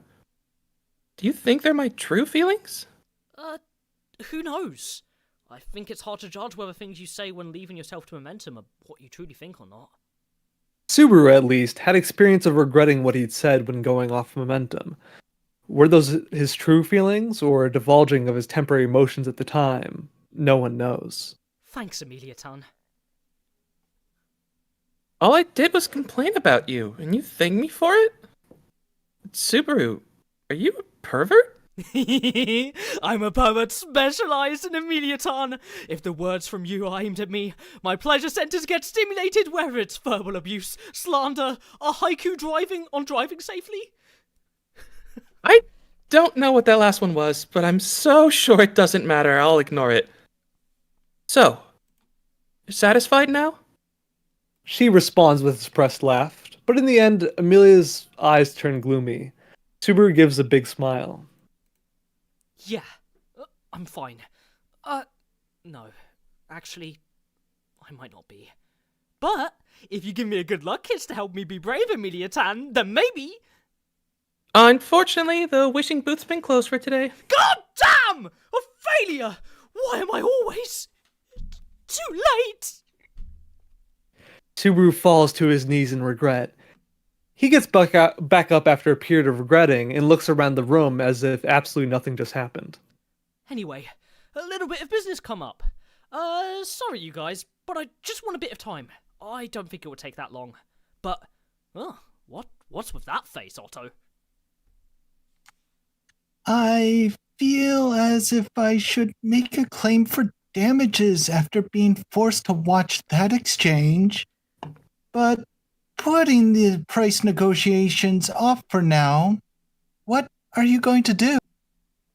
Subaru crosses his arms and tilts his head. Oh yeah, Otto doesn't actually know there's someone else in the mansion. So what's the best way to explain where Subaru's going off to? After a moment deliberating, Subaru uncrosses his arms. I'm going to a stinky moldy room to see a shut-in drill lolly. This flagrant abandonment of responsibility only shunts Otto into disarray further. I forgot about how cringe, not just web novel Subaru is, but still even Arc 4 Subaru is sometimes. Yeah, he's a piece of work. That felt Yeah. good to say, though. Yeah. Like, holy Yeah. shit. I bet that felt right. Yeah. You're a piece of shit, Subaru. I was like, what? Oh, the person that said when I used Muppet there, I used Muppet because it just sounded way more natural than me saying originally what was there in my accent. Yeah. I 100% agree. I was trying to picture that word in a British accent, and no. Yeah, that was pretty crazy. Good intro. Like I think one of the funniest things about like these web novel chapters, these early ones, is how the tone is just so crazy. Like I didn't know that was Fred Erica's personality at all from the only the anime. Yeah. This is so much better. Yeah, she's This so is fun. this is so much better. Also- She's not just like a flat wall of a character. Yeah. No, I it's was just like, like, oh, I'm gonna rile the little princess up. Poke, poke, poke. You did a great job, Teodi. Honestly, your interpretation of her character was awesome. It was so much fun. It was fun to not just be like, I have lost my memory and it is sad, and I guess this is just my life now. I'm actually a fun person full of personality. Yeah, Crush isn't that More than fun. one tone. Mm-hmm. Crush is cool. I don't know if she's fun. Yeah. Not in this episode. No. She's just like calm. The fun has died. The fun is only when Yeah. Felix is teasing her, honestly. Yeah, that's all that's left. Freaking Crazy. asking if you did anything sick. I can't tell if that line was like actually in the text, and if the question mark was the translator being like, "What the hell was this line?" I have no clue what. I like as I was reading it, I was like, "Wait, that's what this paragraph is leading to?" Because I'm obviously not pre-reading all this, so it's like, Yeah. Yeah, like It seems like there was more that was probably there, but they didn't know how to translate it, so they just went, frick it. Yeah. like- Which section was Like, this? reading it, I was I like- overlooked it. it's the asking. why that whether- womanly feelings. That Yeah. part. Well, I was more like on the part where it's where the maids in Roswell Mansion end up doing anything sexual. I was like, Yeah. well, I was like, is that in the? I can't see that being in the text. Wait, no, I can totally see that. Oh being yeah, in the no, text. early This is Subaru web now. novel. That's This- absolutely in there. He has I was been like, trying that's to find a Subaru now. way. Yes, he's been wondering that the entire time. He's been trying to find a way to ask Rom if that's what's going on, and he just couldn't find a way to do it. Yeah, Just because of This the is- vibes between Oh. Rob and Roswell. Freak is just like, oh, are you part of the deal too? Why don't you Mhm. tell me Yes, all about yes. Ironically, after we've read a bit of Arc 2, yeah, it kind of feels that way. Web Well, novel it's- Roswell is crazy. It's just No, because of the Roswell's vibes you get with so- Roswell and Ram. It's like Yeah. yeah. Roswell's It's just basically such like, a- so which fetish were you hired to fulfill? Yeah, Well, exactly. I think she's asking like, that wasn't part of my deal. Was it part of yours? Is that why you got hired? That's interesting. That's, Yeah, I guess that's it's why you're so more. weird. Tell It makes me sense. more. What are the terms of Spill your the deal? tea, sis. What exactly did you hear? Yeah, Roswell would like a guy and a girl, I guess. yeah. She's probably thinking that. Like, Complete yeah, set. that tracks. Complete set. Gotta catch them all. No, No. Roswell, no. But like, as cringe as Subaru was this time, and it feels super in character for him at this yes, stage. definitely. I missed that scene wasn't in the anime. Like that Yeah, was same. a really good That was like really a funny. payoff. It was like an inversion of what goes on later, right? Yeah, it's definitely like a foreshadowing up to the moment before their first kiss, It also of just like rattling off their true feelings and not letting anything stop them from saying how they feel. Yeah. I think hits as well because it's a very good indication that Subaru's humor is very self-deprecatory. Like not even just when he Yeah. makes the self-deprecating humor, but like the humor that's so bad that everyone cringes at him. He's doing it on purpose so people dislike Yeah, him. and it like establishes even after Arc 3, he hates himself. Like hates himself. Well, the only reason he was moving forward was because Rem. he had Rem there as a Yeah, he pillar of had support. Rem. But like the anime never really says anything until like it's directly again back in Arc 4, like another time he's ranting. It's never implied that he's still like Rem's Mhm. pickup, even though she said all this about liking him and loving him, it didn't really get him down to his core.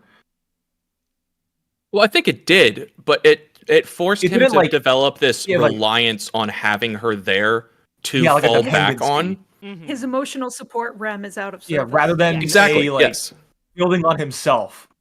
Which is why all of Arc 4 is about developing his relationship with Beatrice towards the end. Yeah. Like that's like its main goal is to give him the pillar of support that Tepe originally planned for him to have. Because Subaru, like realistically, as a person, Subaru could not deal with the trauma that he goes through by himself. No. Yeah, nobody could. Absolutely not. He would not have survived that 1 year time skip. Oh no. Yeah, he would have imploded. And it's also, I I think this is one of the first bigger showings, like, very openly about some of Subaru's, like, self-harming tendencies. Yes, absolutely. Yeah. I was thinking the That same makes thing. sense, yeah. Which Like, is okay, really, wow, he's really just bashing his head into a wall. Like, yeah, just straight up headbutting the architecture. Which, I mean, like, minor possible spoiler, but isn't that his, like, first go-to for harm in Arc 6, too? No, Is it's it? not. I thought it was scratching.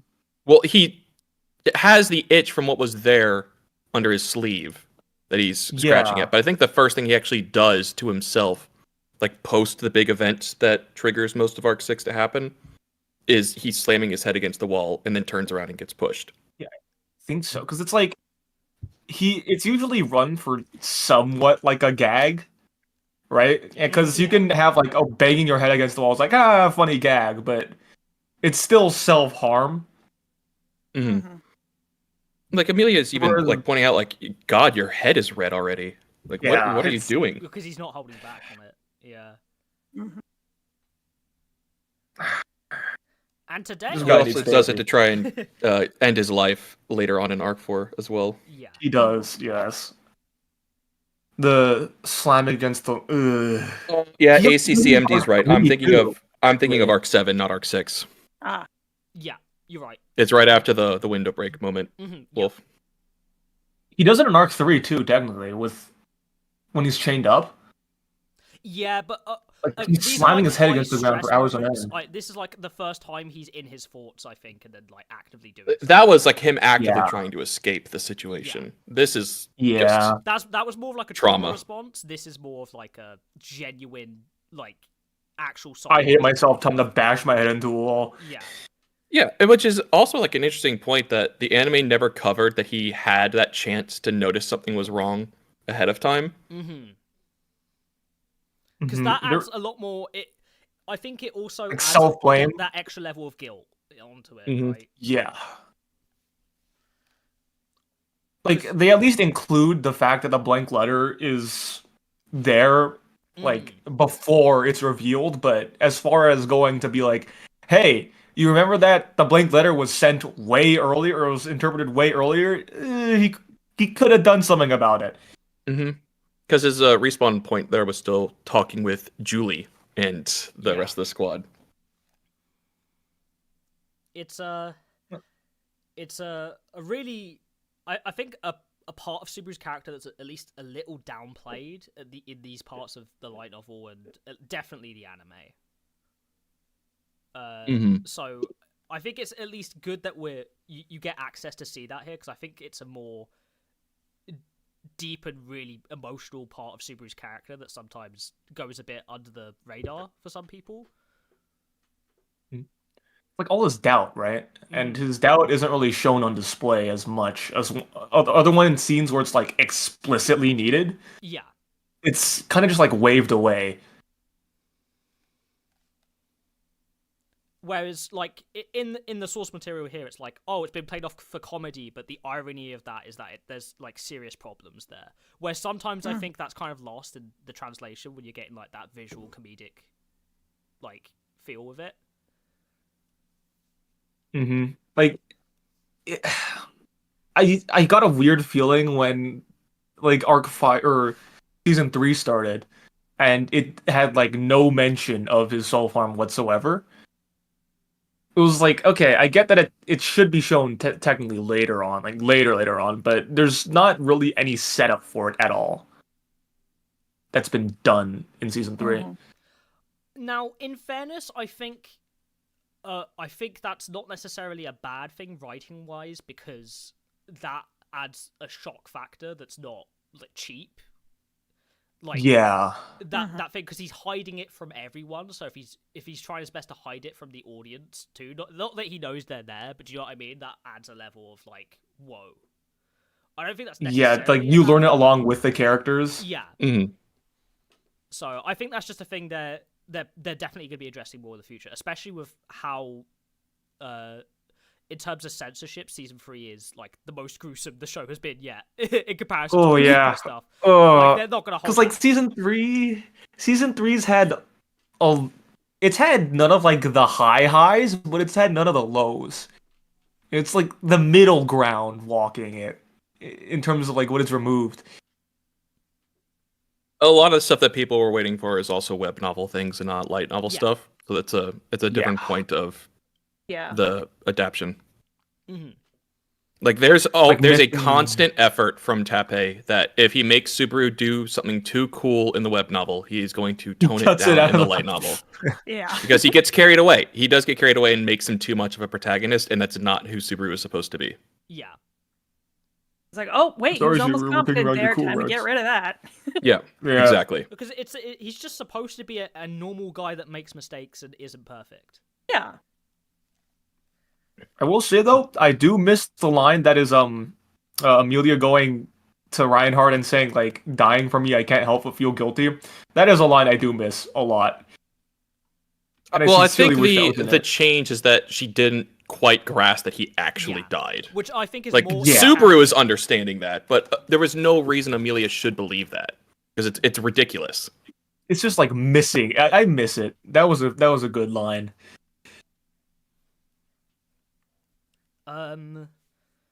Yeah, depressing, but also very fun. Yes. Are we ready for this last one? This one is a lot shorter than the others. Yeah. Who's Betty? I am. Gold. Okay. Yeah. And then I got narration. Yeah. All right. Everyone ready to go? I was born. Yep. I'm ready. Let's do it. We get it.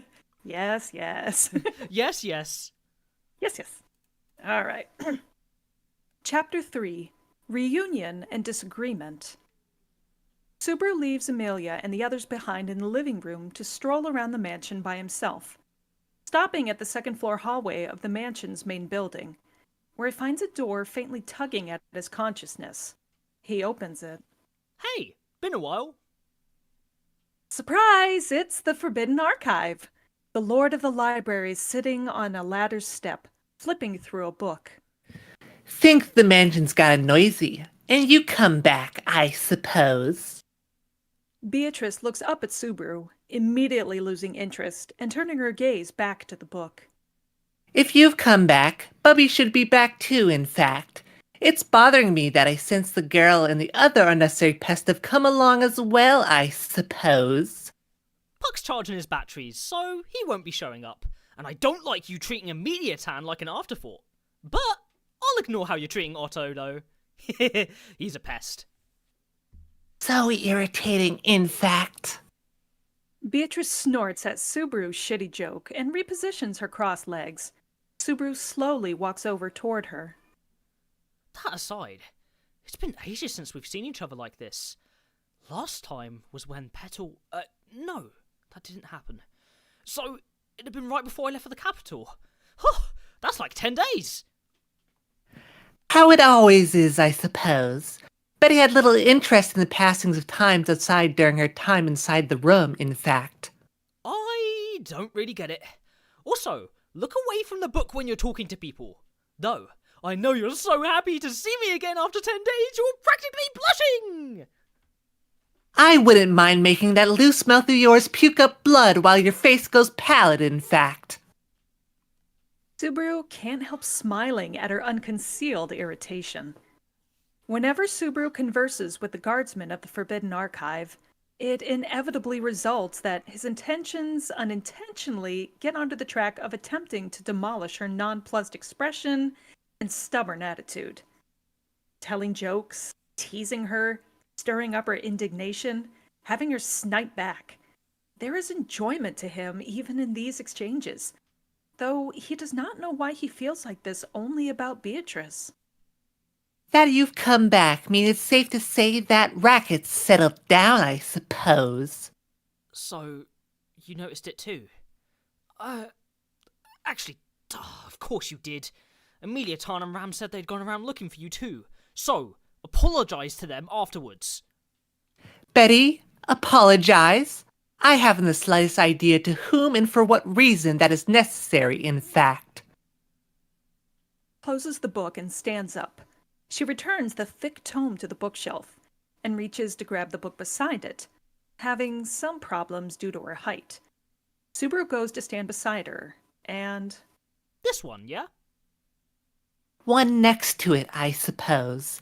If you're going to meddle, meddle properly, in fact.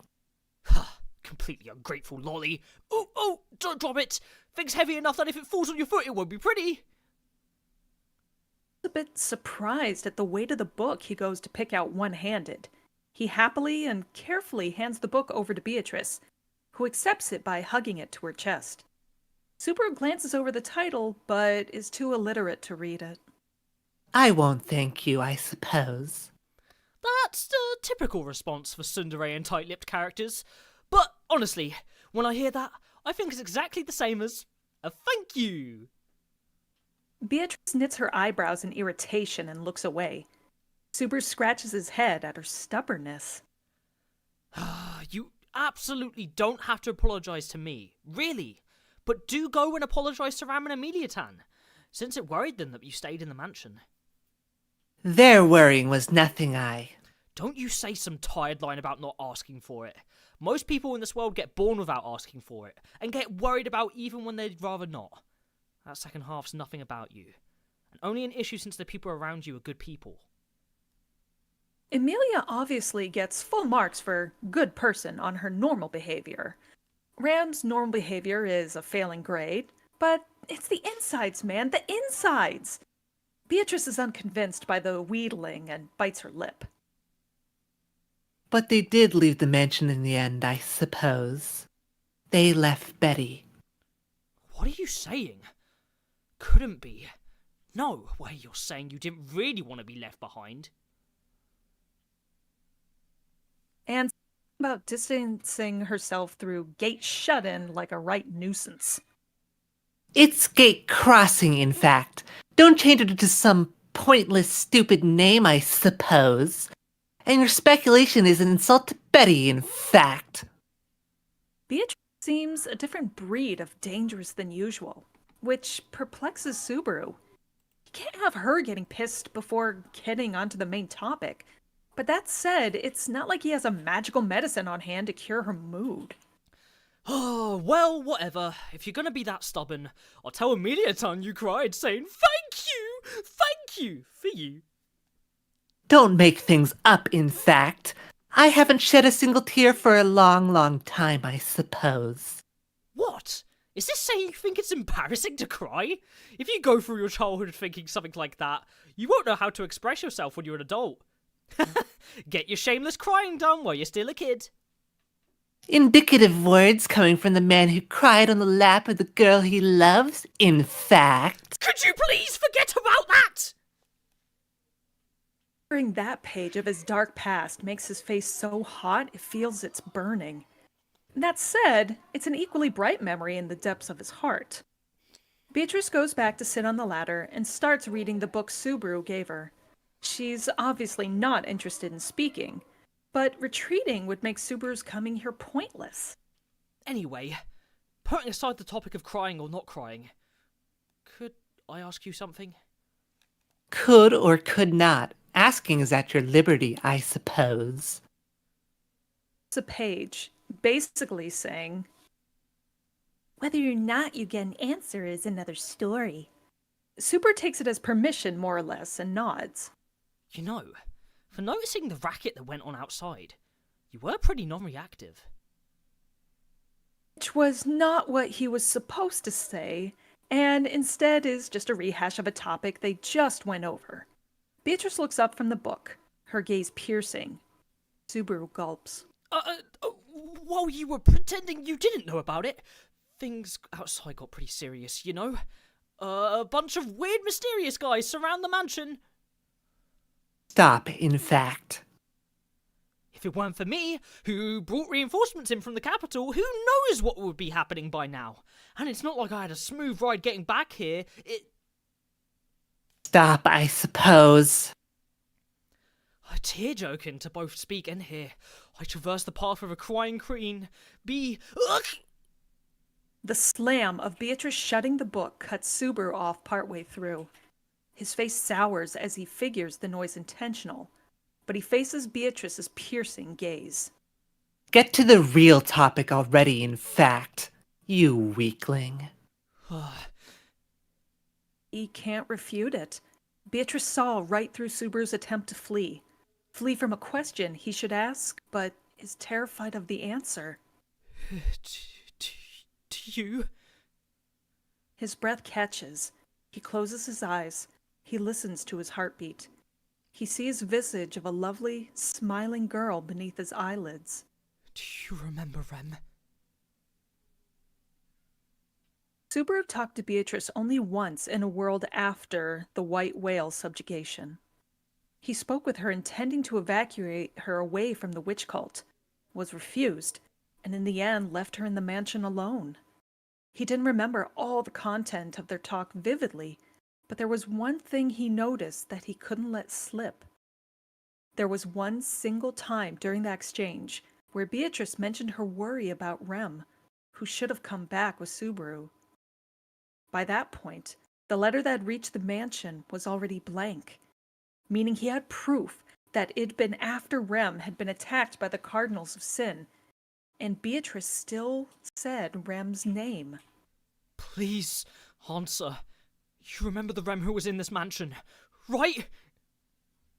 His words ultimately changed from a I want you to remember.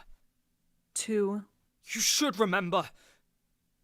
that occurred because of the conviction that recalled memory gave him, and also as a show of bravado to inspire his heart as it near sinks into timidity. Beatrice quietly looks at Subaru. Her eyes don't seem to hold any emotion, and it's impossible to tell what she's thinking, even though it's usually so easy to understand her feelings. It's like time stopped, and Subaru's heart starts to burn with impatience. Hey, Why won't you say anything? You know her or don't know her.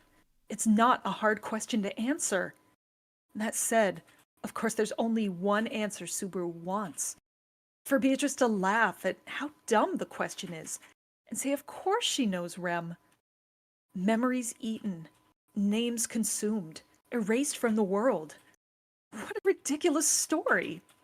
If she experienced it as Subaru had, and felt righteous indignation at the world's absurdity, good. And if she came to think that she and Subaru searched for the true nature of this common point between them, better. So please say you know her. Please say that you haven't forgotten about her. About Rem. Like Amelia. Like Krusch. Like Wilhelm. Like everyone else. He wanted to hear her answer. He didn't want to hear her answer. His heart twisted with the contradictory desires. I don't want to answer, in fact. And he gets back an answer that's neither yes or no. Super's thinking grinds to a halt for a moment, and he waves his hands around, panicked. wait! What's with this I don't want to answer? The question's only answerable with a yes or a no. I don't know what yes or no mean, I suppose. But the answers will be the same, in fact. I don't want to answer. I'm telling you, that's not an answer! He swings his arms from up to down and takes one single, strong step towards Beatrice. She doesn't react. That stubbornness makes the unease in his heart escalate into an unstoppable blaze. This isn't what I want to hear from you! Why must Betty tell you what you want to hear, I suppose? I prefer you didn't get too rowdy, in fact. You'll disturb the library, I suppose. You... Subaru approaches Beatrice with the intention to force her to look at him, to ask her face to face how she could say such unfeeling things. But the second he attempts to touch her, Beatrice looks at Subaru, and her eyes are trembling with emotion, which makes Subaru's hands stop. Your question is inquiring about somebody eaten by gluttony, in fact. So you really do? If you know of gluttony's authority, it's enough to make a rough guess, I suppose. Roswell, Bubby, and Shala would know, in fact. Roz! He wasn't expecting that name. Roswell knew about Gluttony's authority, meaning there's a possibility he remembers Rem. But no, before getting on that, How much do all you know about the witch cult? Roswell should have known if Amelia's being a half-elf got out, the witch cult would get active. But if I hadn't acted, the mansion in the village would have been hopeless. What's going on here? Beatrice doesn't answer. Rem and Cruchon both said they had to be some sort of countermeasure planned. I can't help but think that there wasn't. If there was, those horrible things wouldn't have... It's impossible for Betty to know just how far Roswell has thought things through, I suppose. But I doubt he had nothing planned in advance, in fact. But no matter how hard he scours his memory, Subaru can't come up with anything suggesting Roswell's hand in the Beetlejuice fight. I'm not misunderstanding here, right? Or overestimating? If Roswell had done something, my going through so much hardship wouldn't have... If you don't know, then surely nobody knows, in fact. Uncomfortable with Beatrice's disappointment at his lack of understanding, Subaru notices that they've gotten off topic. Wait. More importantly, the witch cult. If you know about the witch cult, how about telling me everything you know about the Cardinals of Sin, about gluttony? I have a mountain of questions about this too. Dodged questioning on the matter, so he has some hope asking Beatrice. He takes a black tome out of his pocket, the cover and insides faintly stained with blood. I know the witch cult's deeply connected to this thing. I can't read it. But seeing as you're the watchman of the Forbidden Archive... A gospel? Beatrice's eyes go wide. Her lips quiver slightly as she stares at the gospel, her gaze going over the unreadable text on the cover, looking as if she can't believe it. Why? How do you? I stole it. It's not how much I wanted this book. Didn't I tell you? The cult surrounded the mansion. Up to no good. I took this from the ringleader. Its owner isn't in this world anymore. Took it, but that's... Beatrice's voice shakes as she reaches out for the gospel. Subaru hands it over, and she traces her fingers over the cover. The owner is... dead, you said, I suppose. Yeah. Dead. Chewed up in a carriage wheel. I killed him. Objectively speaking, Beetlejuice didn't die directly at Subaru's hands, but that his death came as a result of Subaru's actions, that Subaru was prepared for events to go in that direction, and that everything had extended from Subaru's activities was unavoidable truth. Subaru had meant to kill Beetlejuice. If he didn't take his life, Subaru's soul understood that things between them would never be settled. He undoubtedly did have will to kill Beetlejuice, but he wouldn't say he didn't hesitate or regret dirtying his hands.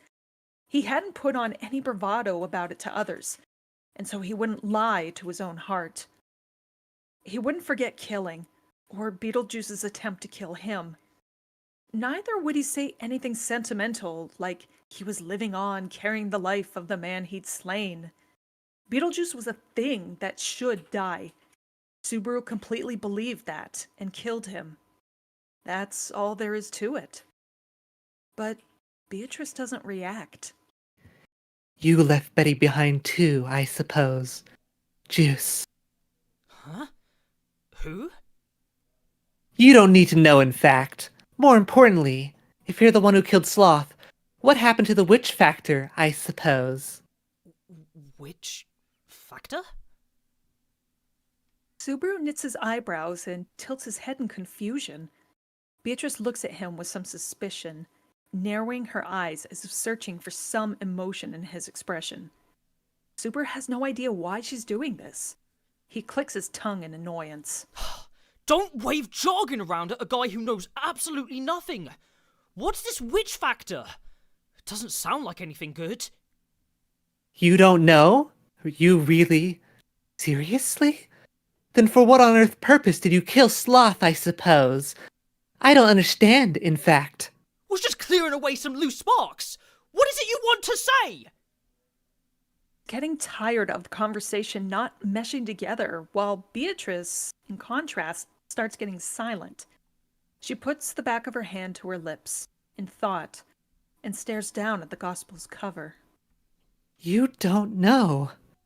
This reaches outside of Betty's jurisdiction to make any judgments, in fact. What are you just agreeing to yourself about? Shaking her head, Beatrice throws the Gospel at Subaru. He scrambles to catch it, succeeds, and breathes a sigh of relief. What the hell was that? I'm not going to call it a dangerous book, but it's definitely still a creepy book. Treat it more carefully. It's proper that you be the one to hold on to this, I suppose. Will the witch factor choose, or not? Either way, the selection is closing in fact. If this helps you make your judgment, then I'm sure Juice will rest in peace, I suppose. A beverage resting in peace? What do you mean? Unable to understand even a single bit of this conversation, Subaru struggles to get the words out. Before he can say anything more, a feeling of unease runs down his spine. He instinctively guesses that he's hearing the sound of space-time bending. You're really kicking me out? Huh? You haven't even told me anything. Do you seriously think I'm gonna leave? Why must you ask your questions and hear responses by speaking with Betty, I suppose? I prefer you stop your selfish, prideful behavior, in fact. If you could just tell me what you know, that'd be fine. I don't want anything more than that. So I'm saying you... Betty's. A force starts to pull Subaru backward out of the room. Surprise, he's getting kicked out. Payako. Beatrice! What's indicating their exit is your body and your soul, in fact. What a... Your soul which desires to hear not the answers, your weakness which desires to avert your eyes from your reality, your egos which desires not to gaze upon your sins, are distancing your body from the forbidden archive, I suppose. Betty isn't. Just a tool for your convenience, I suppose. Huh? I'm not a thing for you to ask questions you want to ask, when you want to ask them, tell you what you want to hear, in the way you want to hear it for your convenience, in fact. It's a bullseye. Except not. And it feels like he's getting punched from a completely unforeseen direction. He's shocked, and the hollow it opens makes Subaru's resistance against the force pulling him out slip. Crap! He manages to catch himself on the edge of the door out and hold firm, half kicked out and half not. He breathes out, clenches his teeth, looks forward. Directly before him is Beatrice. Her expression's sad. You best ask Roswell the things you want to know, I suppose. Neither Betty or Bubby will speak to you, in fact. Why do you look like you're gonna cry? Beatrice lowers her gaze. Her hands reach out, entwine with Subaru's fingers, and unhook them from the door. He is sucked out, thrown out, barred out. Out of the door, out of the archive, and out of Beatrice's heart. He gets dumped in the hallway, door slamming behind him. He immediately reaches to open it again, but he's too late. That drill lolly. The door opens to a guest room. He tries using his Forbidden Archive's sixth sense to find it, but gets no pulls. He's not meeting Beatrice again today. What's with this? If you know something, why not tell it, you damn brat? A sulky shut-in like you is the picture of the Natsuki family eldest son. He kicks the door and lets out a long breath. Can't get the image of Beatrice's last expression out of his head. If you're that close on the verge of crying, don't lock yourself up all alone. Idiot! After all, if he thinks that he's the one who made her make that face, he can't put the blame on her for it anymore. Woo! The end of chapter 3. Dun dun dun. There It's just you the end have of the it, series. I suppose. pack it up, go home. All over. We're good here. Yeah, ReZero's done. Guys, ReZero's done. It was peak. You're done, I suppose. You're done, I suppose. Suppose. Beatrice, if fact. she was a mob boss. You're finished, in fact. You're finished, in fact. The amount of derision in each suppose and in fact was impressive. Yeah. Everyone's a Subaru hater, and I kind of can't blame. You know, she Nobody doesn't likes this necessarily. guy. She doesn't necessarily like the person who comes into her room and starts treating her like a toy. You know, I Like can't a blame her. magic 8-ball. Yeah, exactly. Please, NPC, tell me all of the information I need. Exposition! Exposition now! Skip.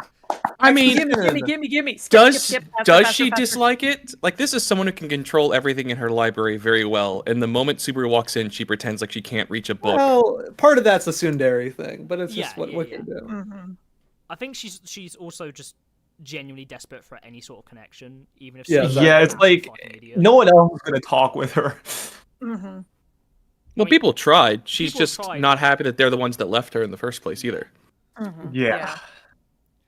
I honestly may prefer this version of the scene to the way it's done in the light novel. I don't know if you guys agree. And the reason I'm going to say that is because I feel like there's a bit more, like, now because of the stuff with Rem, like, and that extra level of guilt of, like, there could have been a chance.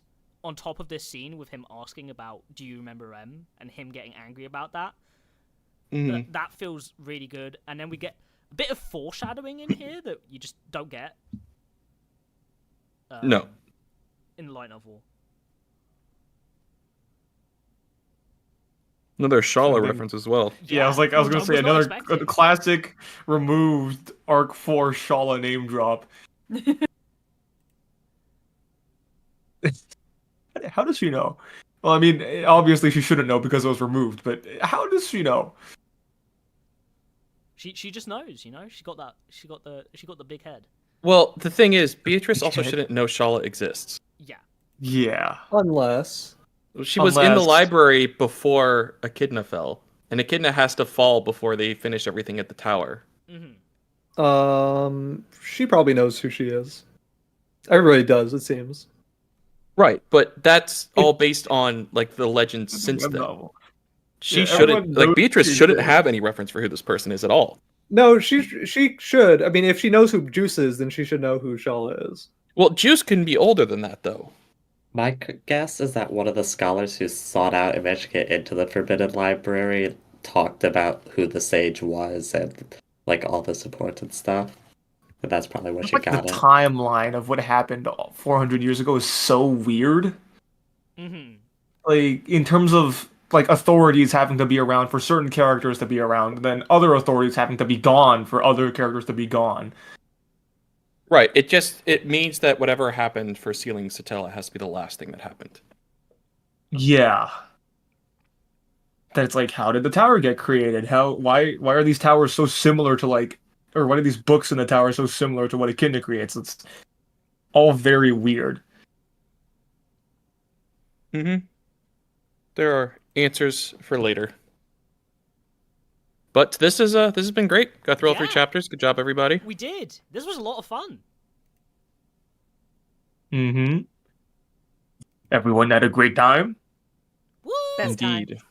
Joyous. Although Greatest of I will times. say I had a brief moment of panic before the reading started because I had gone out to do some stuff and I saw the Discord notifications like, oh crap, it's Saturday! Damn it, I gotta get home. Oh, I'm so sorry. I was out Completely like 10 blanked minutes before that as well. I had stuff to do. Cutting it close. Yeah, Yeah, I was I- just like, wait, read it on. Damn it. It's like I woke up an hour before, and then I was like, I got an hour. I can like lie back down for a moment. I go back to sleep, Oh, wake that's back up. dangerous. Oh, Dave, I got don't 14 minutes. Ooh, I got 14 minutes. Uh-oh. Yeah, My I had to throat take is not right. minion number 4 out to get a birthday present for a party she's going to tomorrow. And then we get home from that literally getting out of the van. I look at my phone. It's like, Oh, fuck. we gotta go inside now. Go, Hit go, the go, go, road. go. It's ReZero time. I gotta go, guys. It's ReZero. gotta go. I'm sorry, my Well. daughter and my son, but I must go. There's something more Children, important. mother must go into the depths again. I'll see you on the other side. I'll see you in 2 months. Oh, my children, your mother must get her memory erased. And then be kind of offensive, but not in a bad way. But not in a And then bad it's way. story time. Woo! Woo! I'm imagining story time with your children, except it's just ReZero. It's pretty It's much it. trauma time. Hey guys, who? All right, hey kids. sure you Today have we're going to your be going stuffy. over the White Rabbit chapter. We're going over the Great Rabbit chapter. Okay, guys. Who's ready for bunnies? Who's Yay. ready for the bunny? I know you guys love whales. Actually, what kid loves whales? Me, I did. There are some, yeah. Yeah, Free there are Willy was some. my favorite movie until I was like 11 years old. Okay, that's awesome.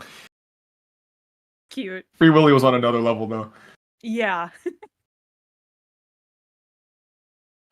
But I think that's a pretty good place for us to wrap it up here. So thank you Yeah. everyone for Thank you joining all for us stopping today. by. Thank you you, for putting up everybody. with my much deeper voiced Amelia than Nah, Kyle's Pete. normally is. No, it was What are you great. talking about? What are you talking about? That's how Amelia should sound. Come on. Yeah, I don't know what you're talking about. I didn't let's notice be anything honest. weird. Don't think I didn't hear all of your mics picking up you laughing at it every single time I did There anything were a that's lot of supposed to be moments like cute. that where I like guarantee you did Not not every hear my time. mic picking up the Hey, laughing. hey, not every time. I heard some I am silence. a well-trained machine. I'm not a professional during these. I was more laughing at Otto, honestly. Yeah. I was also laughing at the scene itself. Yeah. Poor Otto. The stupid Yeah. stupid Shut Alpha up, male Otto. line, man.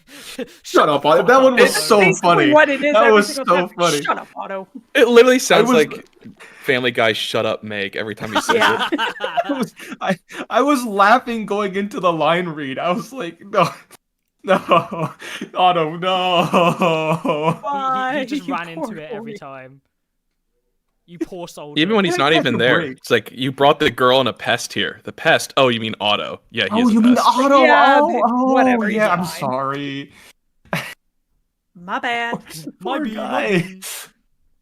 But with that, Ugh. thank you everyone. Please be sure to like and stay notified for our next stream. We'll be back the next Saturday and after that and after that. And of course into on Wednesday for eternity. I our swear I'll remember for streams. next week.